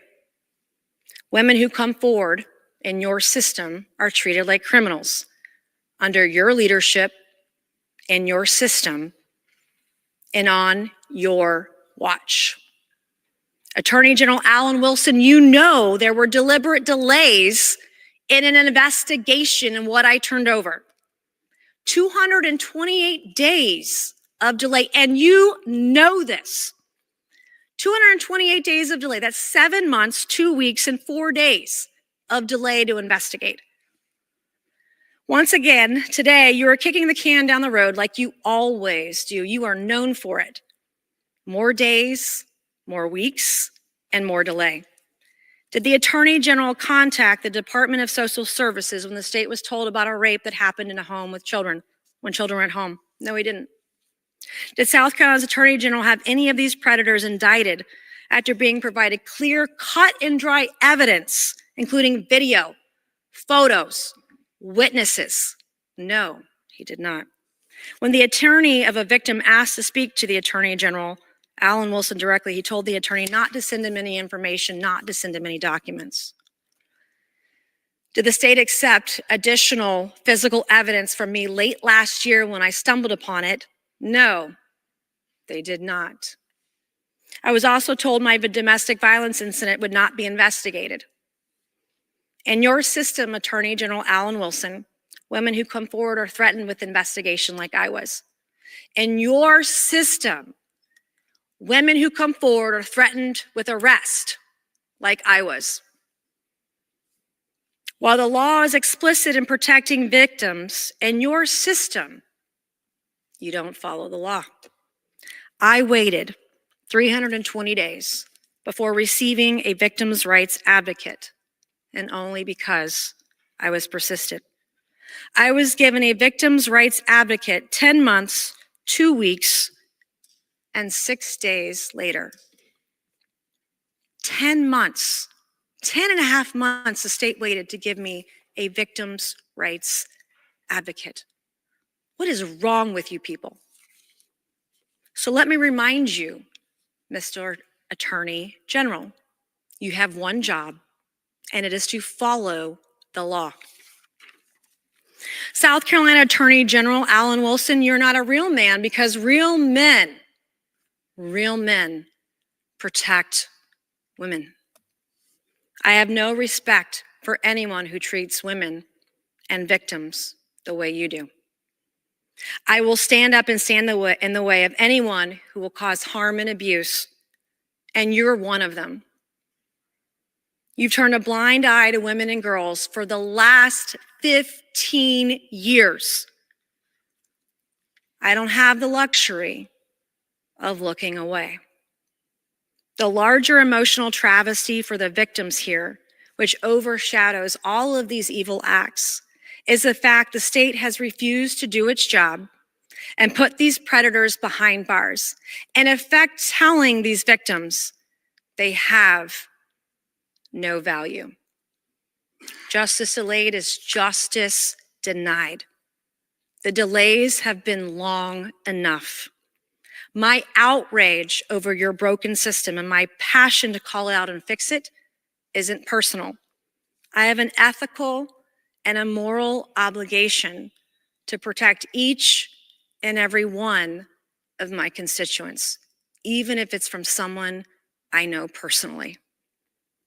To the victims tonight, I want you to know you have value, and you as a victim can still have victory after tonight. To those concerned about false accusation, and there will be some of you out there, yes, fake victims exist, and they do real consequential harm to real victims. But the existence of a few frauds should not and cannot be an excuse to ignore the desperate cries of those who suffer in silence. Justice demands discernment, not denial. This isn't a story about bitter ex-girlfriends, because some of you will say that too. That's not true. This isn't a story about consensual sex tapes. There were plenty of those. I don't care what two consenting adults do. That is the definition of freedom. This is a story about predators who hunt women for sport. This is a story about rapists. This is a story about sex traffickers. This is a story about peeping toms and voyeurs who have never been called to account or held responsible for their heinous crimes against women. The daughter of Ethel Lance, a victim of the 2015 Mother Emanuel shooting, said to her mom's killer, "I forgive you." If she can do it, I can too. Ethel, thank you for being a beacon of forgiveness for Christians out there in the world to know forgiveness can happen. I don't want to forgive. I don't want to, but I know that as a woman of faith, I have to. But also the Bible reminds us that forgiveness does not forfeit justice. In Romans 12:19, it says, "Beloved, never avenge yourself, but leave it to God. Leave it to the wrath of God, for it is written, 'Vengeance is mine, and I will repay,' says the Lord." Today, we're getting justice. As a woman of faith, I draw strength from the teachings of Jesus Christ, and Christ confronted injustice wherever he saw it. I will not stand silently by while abuse is excused, while it's hidden, and while it's ignored.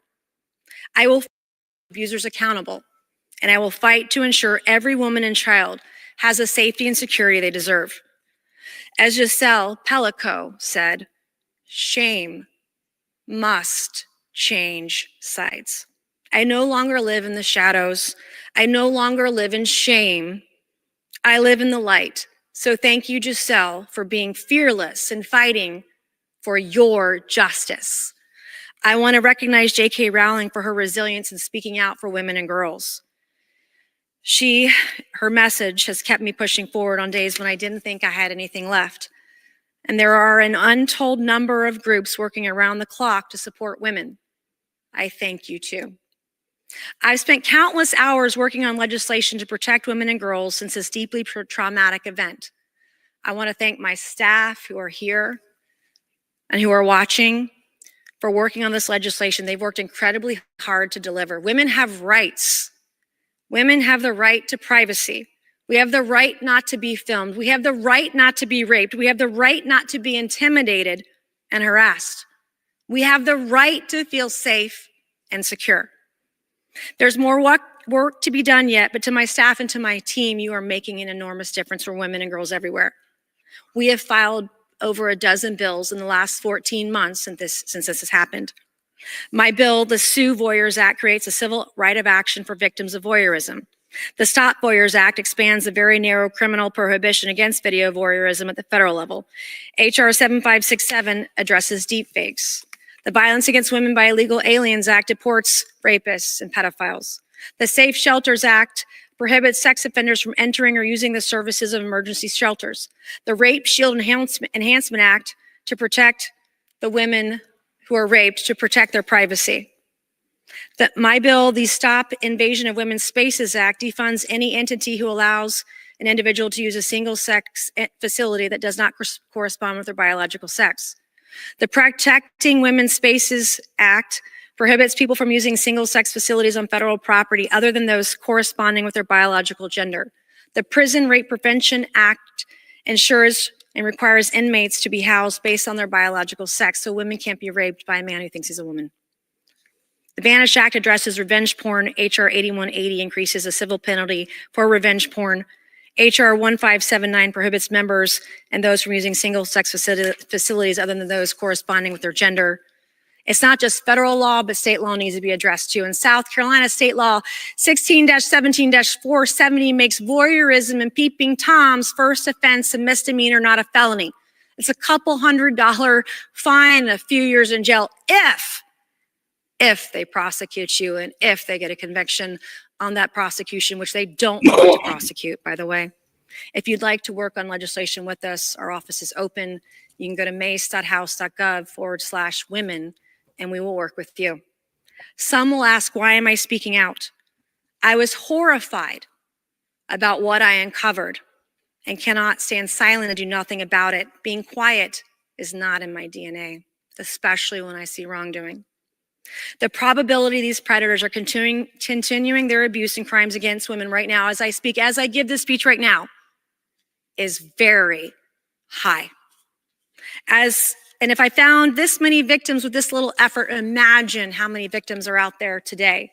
And so we will put up our hotline. If you call 843-212-7048, that is our hotline. If you're a victim, let us know. We will help you. But there are so many victims who may not even know they're victims yet. I'm sounding the alarm on predators who are still roaming the streets of South Carolina, and our Chief Law Enforcement Officer, Attorney General Alan Wilson, knows it. You don't wake up one day and say your first crime of your life ever is to premeditate a rape with you and your business partners with your kids at home and you film it. Who knows what else they've done over the years? To the men watching, their next victim could be your daughter, your sister, your wife. To the women watching tonight, their next victim could be you. I feel duty bound to protect these women and girls with every ounce of my being.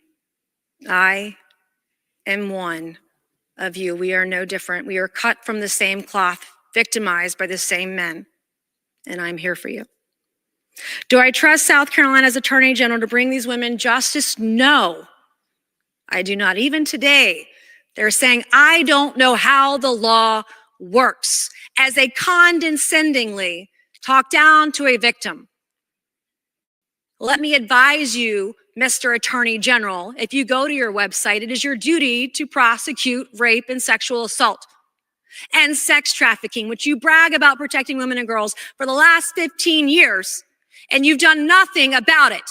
And you refuse to act when you are given on a silver platter, a plate of evidence, videos, photos, witnesses, victims of this, and you turn the other cheek. If Alan Wilson won't do his job as Attorney General, I will do it for him. I am duty bound to protect and find every single female victim out there. And I will do it. I will do it single-handedly if I have to. For too long, women have been told speaking out against abuse is unbecoming, that it diminishes us. But silence is what diminishes us. And strength comes from shining light on a darkness. This is an incredibly difficult task. I've been attacked for standing up for women, for our dignity, for our safety, and for our rights. Just a few weeks ago, I was physically attacked by a pro-trans man for it too. I'll take all of the arrows and all of the attacks if it means I'm taking these attacks for each and every one of you. I'm doing this today because we can't delay justice. Justice victims like myself need to move forward. I've lived in fear, I've lived in pain, I've lived in agony. But after today, I will live free.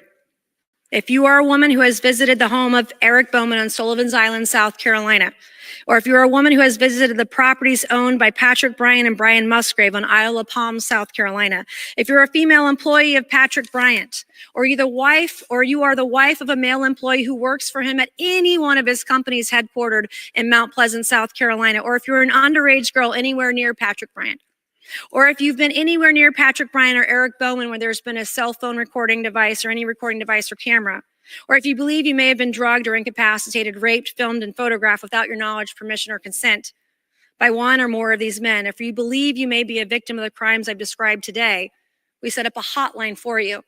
If you will call or text 843-212-7048. When I see a problem, I will do anything to fix it. You can call or text us. Like so many women, I've suffered tremendous consequences to my physical health. I've been diagnosed with post-traumatic stress disorder. I live looking over my shoulder. I endure sleepless nights. I have a form of vertigo related to my PTSD nightmares. And the adverse health issues linger 14 months after this traumatic event, deeply traumatic event. I hit rock bottom last year, but as Phoenix rose from the ashes, I too am coming back to life.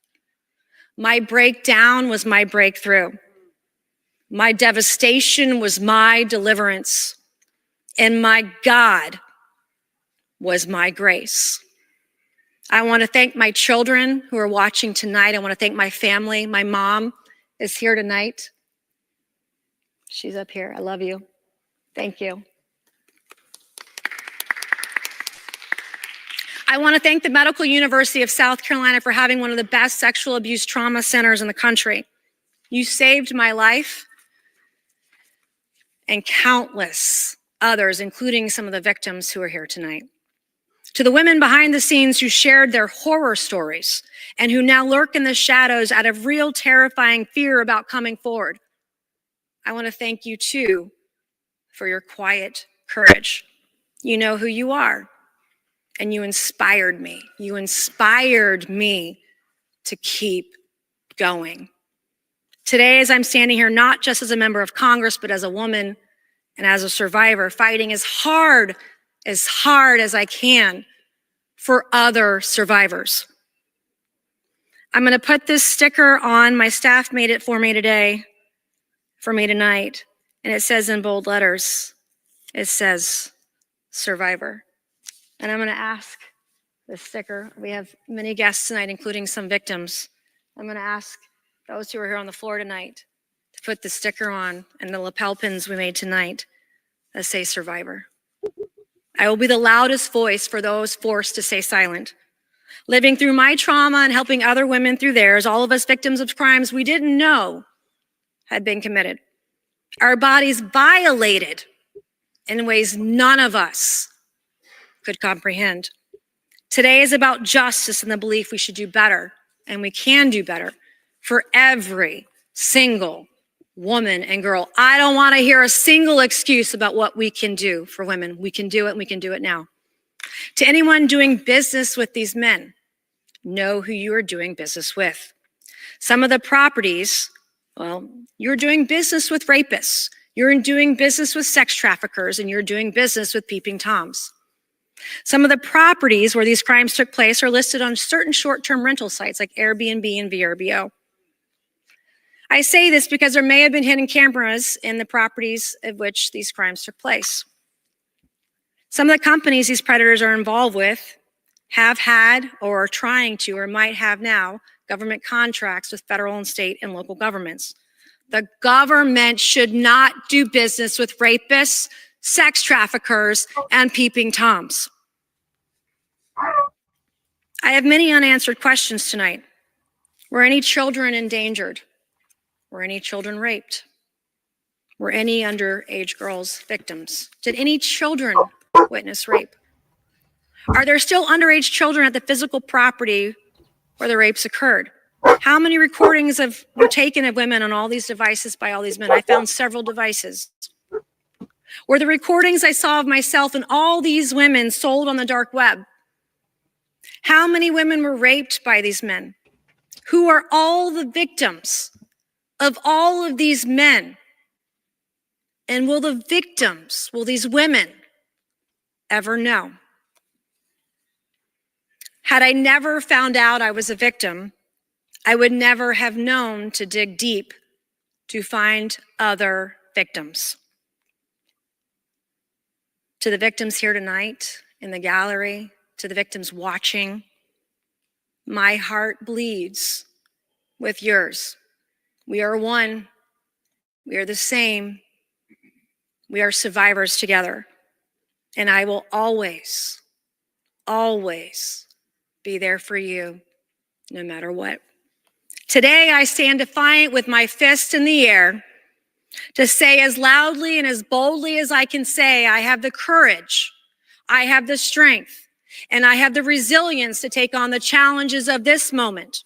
And to the naysayers who are out there online, on the web, and the press today, living in my past, I want you to know I don't live there anymore. And your lies will never, ever break me.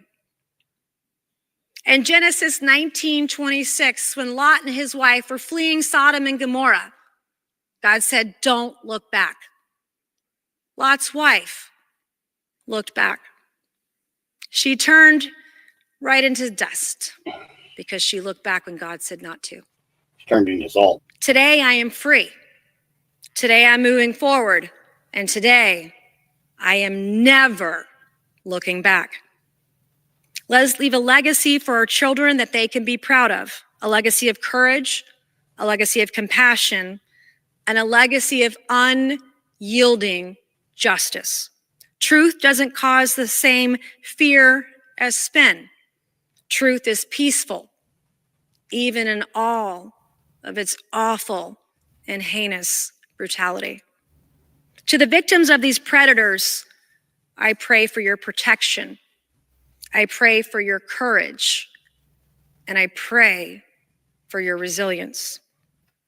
In Ecclesiastes 4, it talks about the strength of a rope, how it's easily not broken. With one strand of a rope, you're weak, you won't survive. 2 strands of rope are better than 1, but even then it's not the best. But when you have 3 strands of a rope, you cannot be broken. So to the women tonight, the victims of these crimes, to women everywhere, women and girls all across the country, I want you to know you have the courage and you have the bravery necessary, the courage required, and the voice needed in times like these to hold those accountable for their horrific abuses against you. Proverbs 27:17 says, iron sharpens iron as one man sharpens another. I want to thank the Citadel for being the iron that sharpened me in my youth. There is power in the brokenness we feel. Ladies, find your death goddess. Find that death goddess energy and use it. It's hard to explain to others who haven't been in this place, who haven't hit rock bottom. But for those of us that have, this death goddess energy is unmistakable and it's unstoppable. We don't cower, we don't hide, and we don't shrink. We stand tall and we rise. We are not destroyed. We say no more. We fight back. And when we feel defeated, we fight harder. And when we need nourishment, we seek God's wisdom. Your wound is my wound. Your wound is our wound. Your pain is our pain. And your fear is our fear. This is who you are. This is your spirit. And this is your superpower. No, I am standing on the battlefield with you. No, I am standing in the trenches with you. No, I'm standing in your fight with you. No, I will always be your iron. May God bless the women who fell victim to the abuse of these monsters. May God bless the great state of South Carolina. And may God bless the United States of America and every single woman and girl out there today. In my most humble voice, Mr. Speaker, I yield back.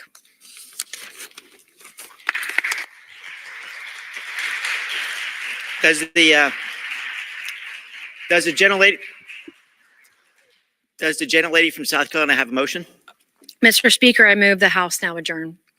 The question is on the motion to adjourn. All those in favor say aye. All those opposed say no. The ayes have it, and the motion is adopted. Accordingly, the House stands adjourned until 10 a.m. tomorrow for morning hour debate. All right.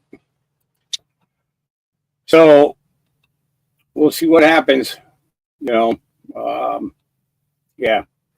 right. I believe Tulsi Gabbard is being sworn in right now. I don't know.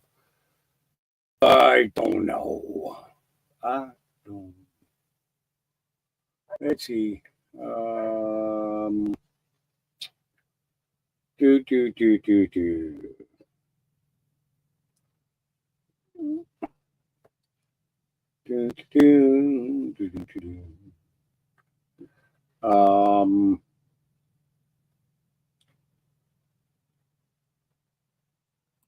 The cities and towns have been largely demolished. It's a shame what's happened to that country. It would have never happened if I were president. Okay. Nope. Well, That's good. And we're going to work toward getting it ended and as fast as possible. It's can we just get to the swearing in part? Because I'm going to be losing a whole lot of daylight work time. You know what? I may come back on later on tonight. Let me get a bunch of stuff done, and we'll see if I can get it done. Yeah, we covered a lot today, and that was a long one, but a real good one.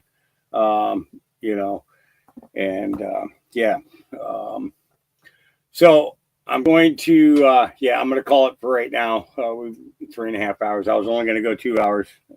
Ended up going well over time. And I need to catch it while it's good weather.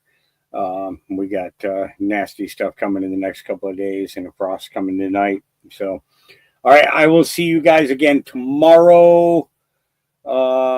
Probably around